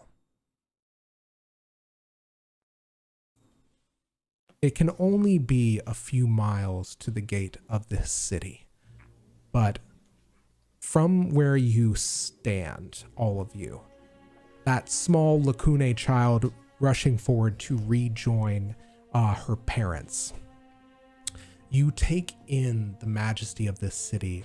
Minarets and towers and spires all seem to dot in this concentric circle, and at its heart is a massive tower that seems to reach almost like a pin into the heavens, so high into the clouds you cannot see the top of it. That is the city on the hill, where Queen Frigeleva resides. However, it is still dwarfed in magnitude and size by a massive silver mountain some few miles away.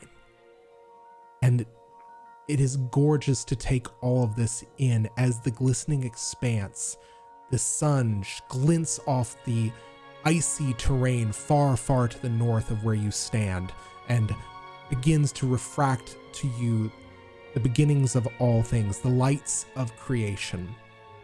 And you may pass now to wherever you wish to go. So, where do you wish to go?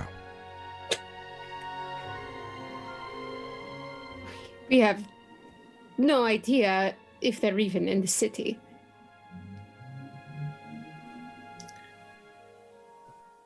Maurice is looking around. Any sign of Okris? Yeah. Okris is what's there to sit on around here, Zach?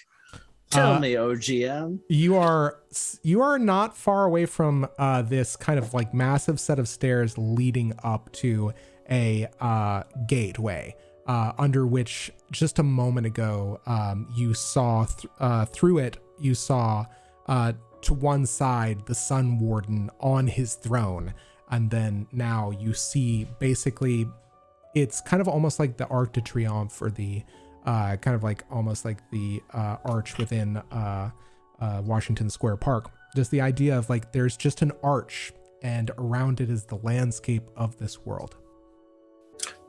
Yeah, so Okris is sitting on the stairs, staring at something in their hand, which in this case is the multiphasic compass. Okay.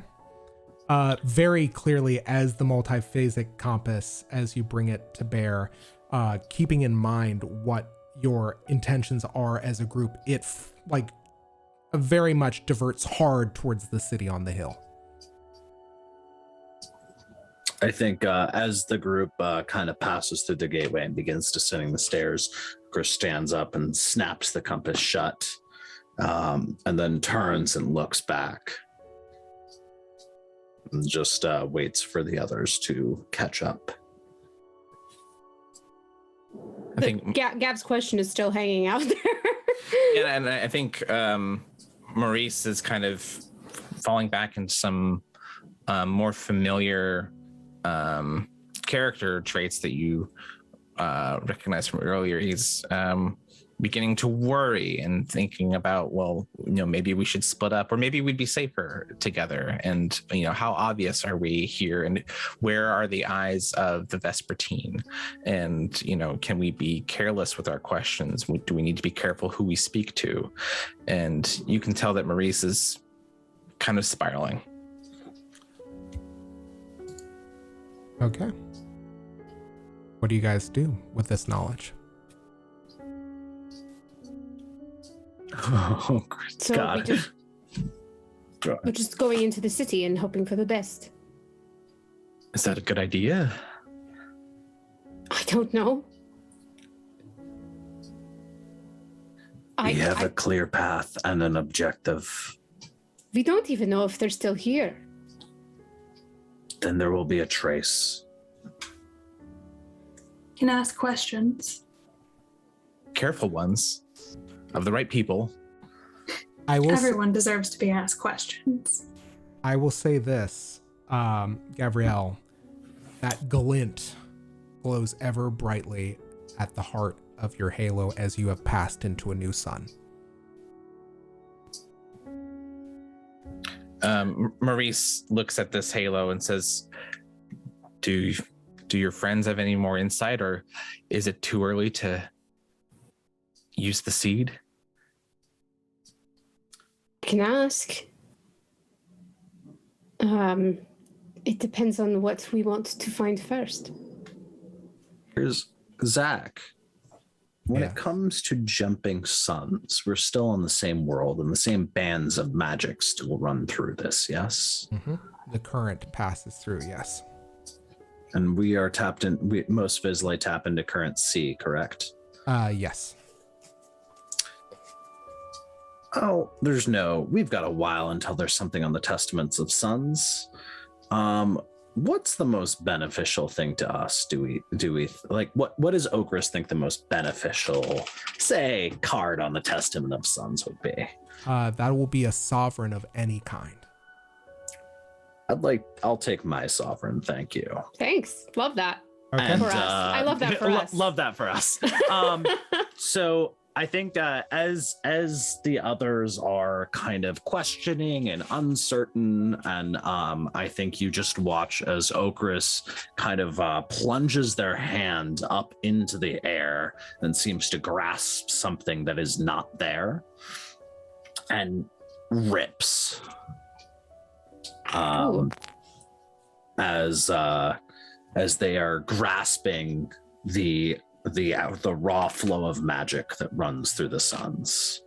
If you're pulling one of the sovereigns, and I think in the haze of Gav's self-doubt about using the seeds, suddenly as you're doing that, because our sovereign is the same, there's just suddenly a spark of more confidence as she looks down at the glowing veins like through her hand and looks up at everyone and just says,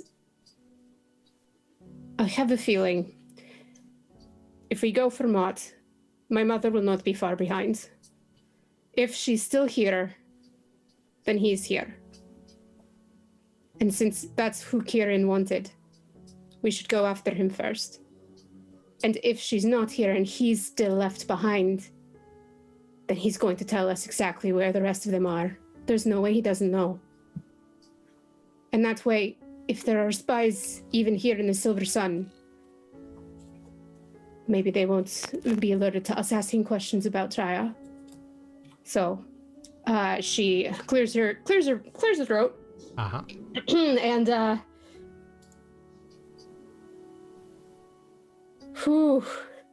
where is the Irreverent Mott? Okay.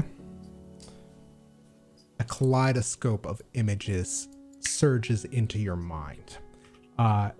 There are some that you realize are kind of like grainy pictures taken from crime scenes, from kind of documentation from kind of case reports and case files, as well as documentation of kind of mysterious happenings from the local newspapers of Satyrine and from other cities within the actuality as Mott traversed them.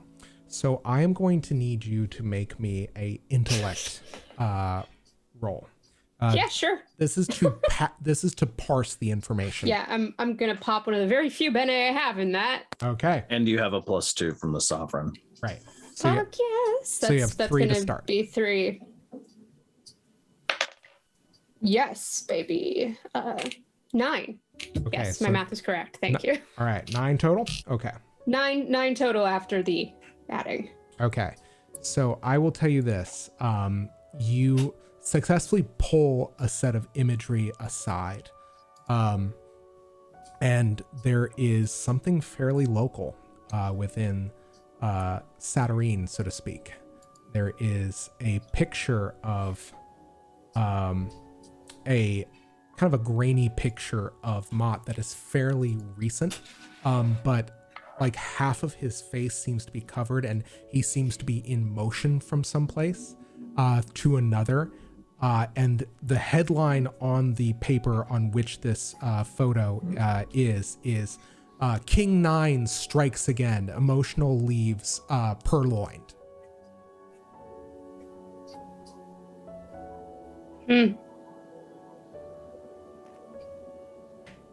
But we're getting the feeling that Mott is in the city. We're in the right area. The paper is for Satyrine. Okay, dokie. However, there is no, I will tell you this, as you parse through the kind of the newspaper, there is no mention of Shia Kazan. There's no mention of anybody able to walk through paths. So no one is here. I think the idea that you're gathering is that Mott is not here.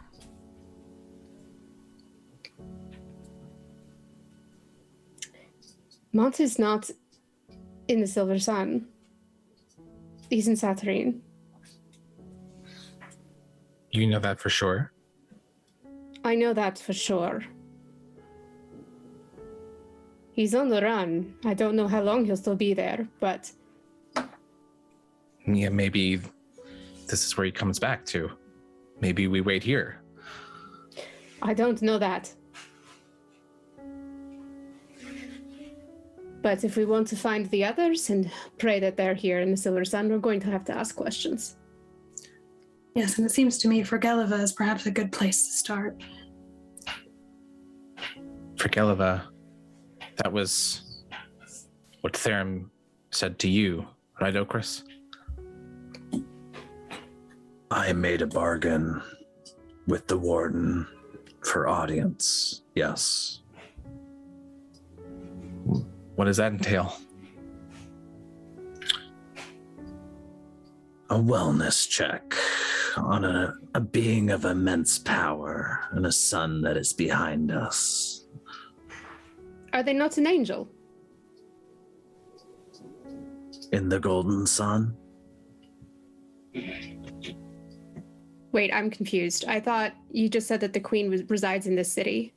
Oh no, the warden of the warden of the gold, it would not be an angel, no. For Jelliva, I don't know. That's what I'm confused Jelliva's about. Fergeleva's the queen of this city. Yes. So isn't that what the wellness check was for? I heard the name used twice. So Fergeleva is the audience that we would get if we do the wellness check in the gold. I will say, Okay. let me intercede and just say that you will have the audience with Queen Fergeleva if you want it. The trade is a wellness check. Got it. Which we do have to go backwards. I don't know. I think we have the funds to do so, to traverse the regular suns, though, I'm not adverse to I'm not adverse. Oh, well then fuck us, right? I don't think anybody has a mage coin. Well, we could Certainly always don't have that many. We could always No. go the opposite direction. What does Maurice know from the war report? Because the Silver Sun is where we absconded a lot of people, Right. with the Pathwalkers. So at the very least, we can look for traces of that, find out what happened since, Yeah, I vote for finding the Pathwalkers here since we're here. and get something to eat, see the sights. Be a tourist in the city. We got time for that. I will. And the multiphasic compass is pointing us towards the city. Yeah. So I think Kyrrie really wants to see Fergeleva. So whatever is going to get us to that audience, I think is what Kyrrie wants to do. I will say this also, Gavriel, is you had one extra charge if you need it. Does it work like that? Yes, I'm going to count it cumulatively. There we go. Interesting.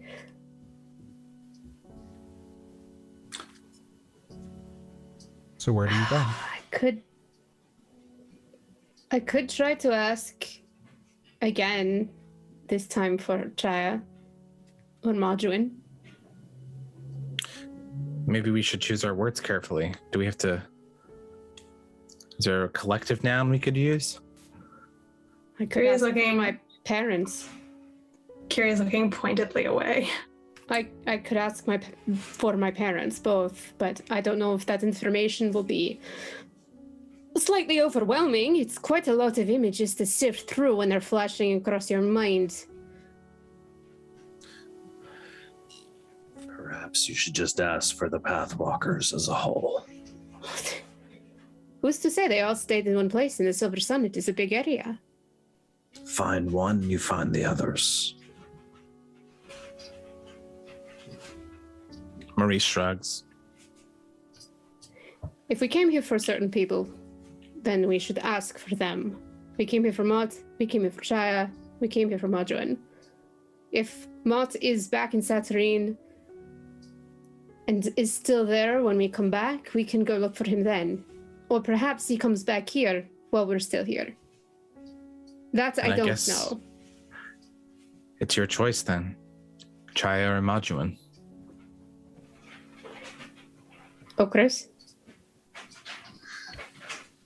Who do you think would be more valuable? It's very clear that Gav is incredibly nervous about actually trying to find her parents and is trying to pass this off as like soldier tactical. We have a mission technically for Kieran, technically for this taking down of the Vespertine, and it is trying to think more along those lines. I'm gonna roll a little something. Nope.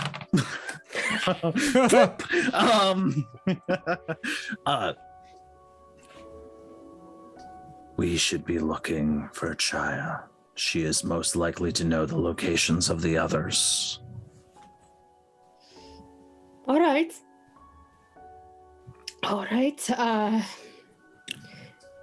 Gav, if it's even possible, I could try to help with the images. I mean, make it less overwhelming. Would appreciate that. I think it might be easier to find, to parse through.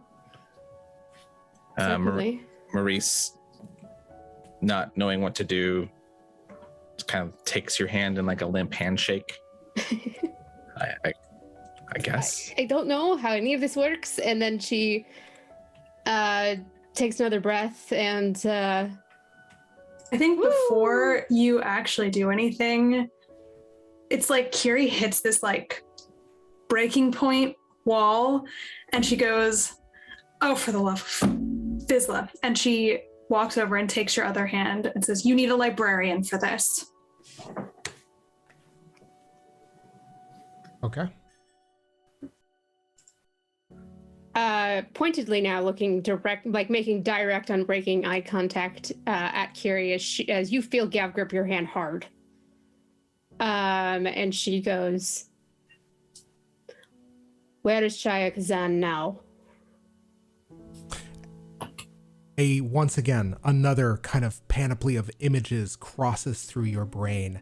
And as you are thinking about Shia Kazan, it seems like things are starting to come up like short in terms of results, like very few and kind of narrow in number. However, there are several things that get pulled into this kind of like archive of this. And I think what happens is you end up having to, I think that Kyrrie and Maurice, I need you guys to make intellect rolls to assist Gavriel in this, because it seems like there are two distinct periods of time when you are getting these results from. Do I also need to make a roll for this? I will say yes. I'm going to treat this almost like a group check. So Okay, we're going to sure. see how this goes. Does the sovereign affect everybody then? It does. Everybody gets +2 to your roll. Narratively, this is what Okris is doing. Okris is maintaining this, they're forcing entropy into the current of magic to control that. I got an 8. Okay. So 8 on the die? No, 8 total. Okay. How's everybody else do? 10. 15. Okay. Holy shit. Oof. All right. So Out librarianing me. How dare. I turned a card. That's and incredible. It's fleeting moment. Its color is indigo. It basically weakens gray. Meanings are lost time, elusiveness, agility, and reaction. Time moves inexorably forward.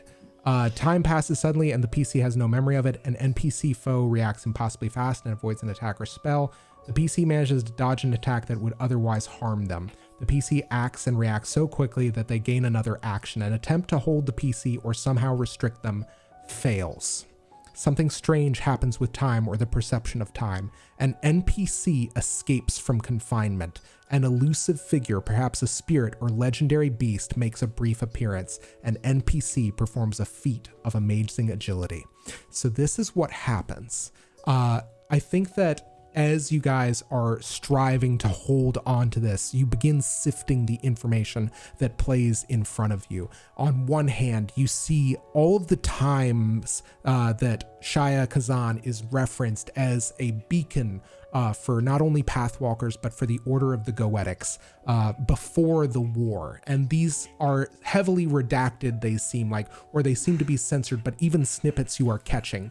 And then there's another segment of information that all pertain to strange sightings of people walking along the summit of Mount Tuaktur, the Silver Mountain, which all of you very clearly recognize as you gaze at it just past the city on the hill. And then all of a sudden, there is a consciousness that seems to look back at you through the seed of truth, through this act, and this kind of figure that you realize all of you are familiar with. And I need to change the music. Let's see. You feel a consciousness looking through all of you, as if like peering through you, acting almost defensively as this kind of creation, it seems, looks at all of you and weighs and measures you. And its identity is as if through a cloud, and yet it is familiar. It is the Unknowable Angel. Oh, shit. And as you kind of feel it reaching out, you hear a voice in your mind saying to all of you, "Who dares seek unknowable knowledge?"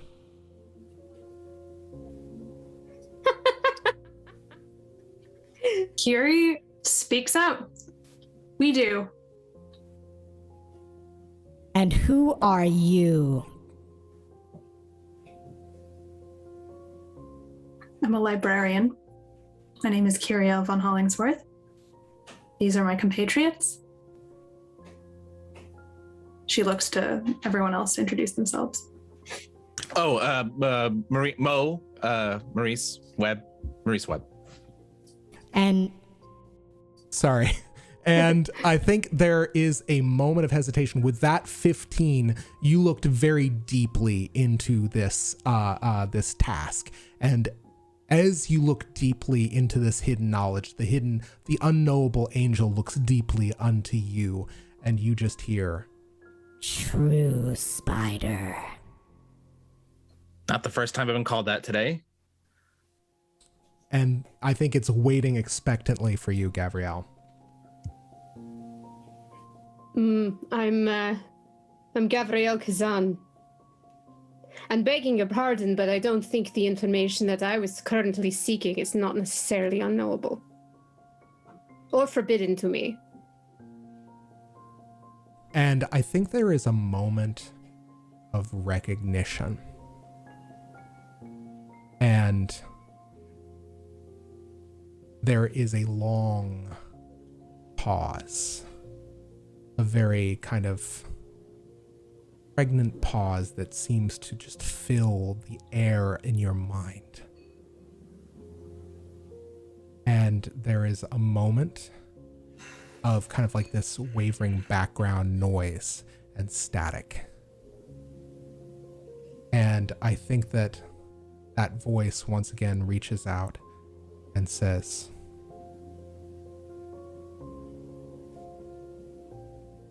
"I have rendered unknowable the location, the identity, the means of divining the home of the Pathwalkers. To seek this knowledge is to make it knowable through divination, through the divining of other senses. Such people, if they are made knowable, can be found. Is this a risk you wish to take?" Tell me how I can contact them without risking their identities or their lives. and There must be a way. And there is a moment. Again, a long pause. And then you hear a woman's soft voice echo in your ears. I am Shia Kazan. Who has addressed me?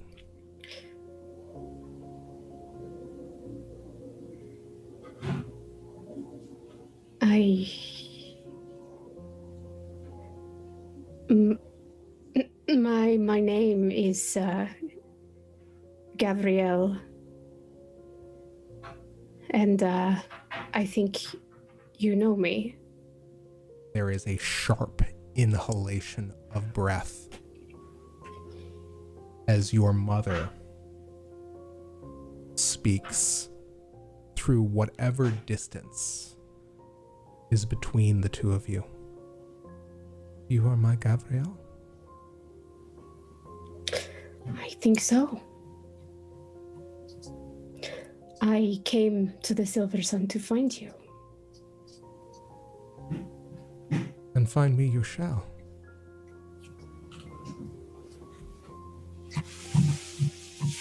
Is it safe now, or? No. What would you have me do? We were sent by Kyrrie to locate you in our bid to rid Saturine of the Vespertine. If it is not safe to find you, do not make your identities known. I did not come all this way just to see you and my father die. And there is a moment where she seems to think. And she says, I cannot let you continue in pain, not knowing who you are or where you came from. I and your father can leave to find you, if it means safeguarding the rest of my people. Tell me where you will be, and I will find you. We are outside of the city. We have just entered into the Silver Sun, past the Wardens and the gate. The city on the hill, you will find me there. Seek the audience of Queen Fergeleva. If you do not hear of Fergeleva or manage to get into her audience, Okarian is a angel that you can trust and a very good guide. I will see you as soon as I can, my child. And is on that moment that we are going to end tonight's session. Well done, guys. Let me go ahead and kill the music. Okay, so we are at 7:20, guys. We're going to just take a few minutes to go ahead and do character recaps, and then we're going to do plugs and shoutouts. So, Marcy, unless you want me to wait, we can start with you for character recaps. Fuck. Whoa. Well, just arrived in the Silver Sun, and it's already been a time. So I honestly don't know if this is joy and despair. I really can't tell. I just can't figure it out. Like, hearing her mother's voice should be a point of joy, and yet at the same time, I think the circumstances behind it, the difficulty behind it, God, it's I'm going to defer to you. I would love like a GM call on this. I just don't think I'm capable of doing it for once. So I will tell you this. I was thinking that this is pretty much a GM shift. But given this context, I think this is a whole crux. One whole crux. Yeah, you have found you know where your mother is going to meet you.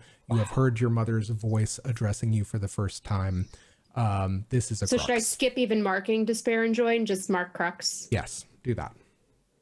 Also mechanically, mark that you did get them because it matters the total amount you've That's what I thought. Okay, yeah. So Yeah, it's going exactly. to actually end up being a point of despair since I have 21 in joy. So that's what it's going to look like to match. Cool. Yeah, so mark 1 joy, 1 despair, and take 1 acumen for traversing the Silver Sun Gate. Any character arcs, by the way, that you've made a step in? We have started it. I recently took, just for our audience, I recently bought a new character arc called Develop a Bond. And the more specific, just detailed subset for my personal character is just her goal is trying to become close to her people, specifically Shia, Mott, and Madwin, but I actually put another little star next to that being understanding the Arabast and the culture. So I think we've just... Yeah. We have only just begun. You've only just started this arc, so we won't mark anything for now, but take 1 acumen for the Silver Sun Gateway. And a strong drink. Thank you. There you go. Maurice. Joy, despair, character arcs, acumen. I think it's a despair for Maurice. He is not in any element of control and once again not able to help the people around him in the ways that he wants to. So yeah, that's a despair for him. I will say, just to argue against that, I think that 15 put you guys over the top. I was going to say, you did that. And Maurice definitely recognizes, I think, maybe only Okris would recognize, and Okris isn't even part of this. I was there. In the war report, yeah, who actually saw the Unknowable Angel? We only heard. We didn't see anybody. It was Kieran and Okris, right? Yep. Yeah. So Maurice is definitely recognizing and kind of, I guess, kicking himself. Of course, these would be the hardest people to find because this is what we did. I think he's really thrown off about the Sun Warden telling him about his dad. Yeah. Cool. So I think we'll lean despair. Okay. Take 1 despair, take 1 acumen for passing through the Silver Sun Gate. Okris, joy, despair, character arcs. I do not think that this qualifies as a character arc. I think we made a step, but I don't think it's a significant step. Okay. I think that Okris doesn't have a strong sense of despair. I think, honestly, the journey probably was more memory inducing than especially emotionally significant. The knowledge that Neheron resides within the Pale is interesting because I did make an offer once upon a time. Mm-hmm. And I don't think Okris has made that offer very many times. Makes sense. It's not in their nature. Mm-hmm. But overall, I guess it's a very knife's edge with a slight lean towards joy in the sense that there has been some forward momentum. Let's call it joy then.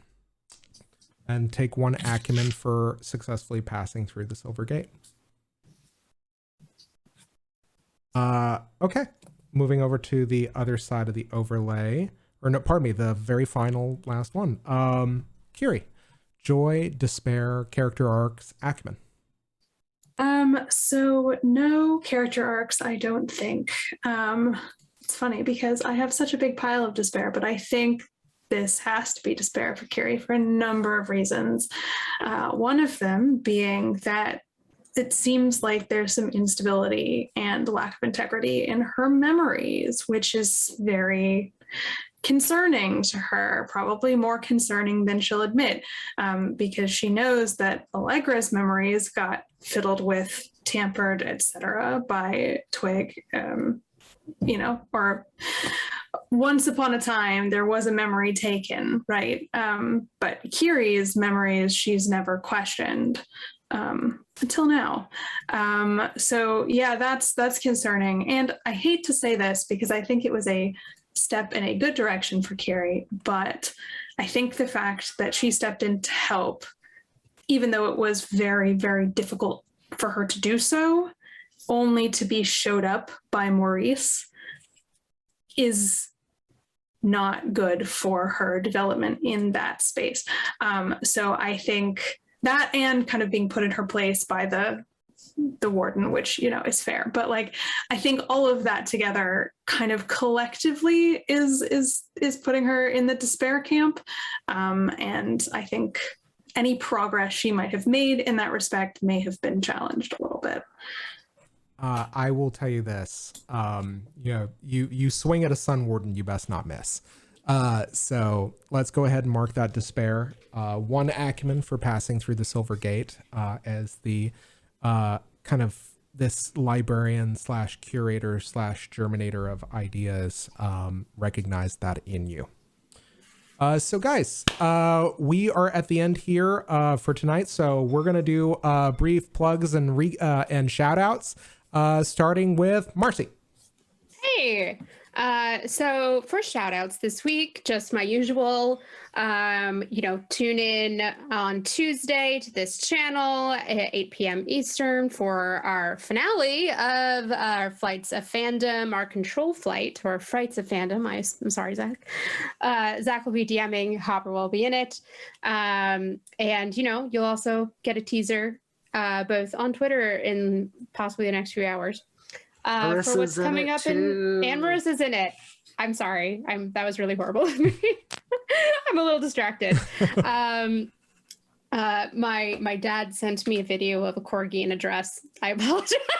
Literally 2 seconds ago. No apologies We've all necessary. been there. Let's turn around and share that to the Discord. Do that later. Then you can hopefully forgive me for that. But then we'll be teasing what we're going to be doing for Flights of Fandom in November. So stay tuned for that. I'm going to stop talking. Bill, shout outs, plugs. See, I'll skip over my usual, so I'll give Hopper something to talk about. And I will plug 1 year ago, Hearthward Bound. We're at the 1 year anniversary of Hearthward Bound, where everybody on this stream got to do a little interlude where these motherfuckers played animal companions, and we had a blast. It's all up on Manapot Studios YouTube channel, so check that out. It was a blast, and I can't believe it's been a year. And if you stroll over to our Discord, I'll be posting the artwork that has been commissioned of said animal companions. Come under the Discord. Come join the Manapot Discord. And for everybody's enjoyment, please check out the Hearthward Bound playlist that I have just posted. So check that out, and it's a lot of fun. Absolutely. Moving over to the other side of the overlay, Hopper, shout outs, plugs. No. I will shout out, you know, all the great shows here on Manapod Studios. There's a ton of awesome content, a ton of amazing creators. I'd also like to throw a quick shout out to, because Bill didn't steal them all for this time around. Go check out Jeff Stormer and everything that amazing man does, and including Party of One podcast and All My Fantasy Children, and you know, the any award winning games he's written, and also if you like you know, cool, awesome, great art and actual play related stuff, check out Encounter Party, an edited live actual play podcast of D&D. It's a whole bunch of really amazing professional actors, comedians, and just great general all around people. First 2 seasons were set in Ravnica, and I think the 3rd season is something new entirely. The 3rd season is set somewhere new, in a whole new original world. Oh, wow. And if you follow their Twitch channel, occasionally they'll be doing. You can watch the GM for that. He actually does live art stuff sometimes as he develops the world in conjunction with the other cast members. It's really cool. Isla Brea. It's super dope. Awesome. And finally, Marissa, shout outs, plugs this week. On top of everything that's already been said, the Fight with Spirit Kickstarter that Storybrewers Roleplaying is doing is in its final 30 hours. Good news is that it has definitely funded, so you will get to see this awesome game made. But we've currently unlocked up to individual sports, which is great because it means you can now tell these stories not only with team sports, but with kind of more one-on-one sports like fencing and chess, which opens up a whole other bag of drama. And in addition, they are throwing in some free expansions. One is a magic expansion, so magical sports, anything you can dream of. And the second is playing in history, so historical sports. And to just highlight one of those, one is called Carry Your Bat. So in the Victorian era, many universities opened up degree examinations to women for the first time. And at the same time, the sport of cricket was considered acceptable for both men and women, and it rose to new heights. So this part of the history expansion allows you to play with a cricket tournament with a university that has just opened its doors to women, and an all-women cricket team to see what drama unfolds from that basis. So if you're into sports RPGs and into seeing what drama might come of them, check out Fight with Spirit and go support great folks doing good work over there. I love that. That's awesome. And now for my own part, I was going to say, let me go ahead and shout out a couple things. So I know for a fact that Angel Citadel is dark this weekend for their fireside chat because they're feeling under the weather. They're recovering from flu, Joanne and Josh. But you should still check out their show because they are making sure that every Sunday is Invisible Sunday. So check that out. In addition, a new show just started up. I'm going to see if we can raid them in just a minute. That is by Merfeather, who does fantastic Invisible Sun actual plays as well and has had several under their belt. And I think that is super cool. And we should all check that out because a little bit more Invisible Sun in the world is fantastic. So shout out to Monty Cook Games, to I think that that's really kind of like the big shout outs I had this week. So I think that's it for me. Aside from that, just look forward to the next upcoming Flights of Fandom. Krifu Bernal, who rated us and who is running their own channel, his own channel right now, which is really fantastic. You should check out. I think he runs a lot of video games as well as like one-on-one or one-person Pathfinder, which is super cool. So check out that. Check out Tales from the Packed Worlds, which is our podcast. Speaking of podcasts, so I am currently working on things. I'm going to have to push back our deadline just because things are a little crazy over here. But the cool thing about working Descript and working on my podcast, or our podcast rather, for The Hole in the World, is they keep on coming out with cooler tools to make it sound better. So hopefully it's going to sound really great mid to late November, or maybe December when it finally comes out. But we got about 4 episodes in the can, and I'm trying to get anywhere from 6 to 8 so that we're in really good shape going forward. So look forward to that pretty soon. In the meantime, guys, thanks so much for tuning in. I know things, we keep ratcheting up the stakes, so we'll see what ends up happening next time, but really looking forward to seeing what you guys get up to in the Silver Sun. So with that all being said, thank you so much. Take care of yourselves, take care of the ones you love, and may the invisible sun shine on you all. So everybody have a great night, and we'll see you in 2 weeks. Bye.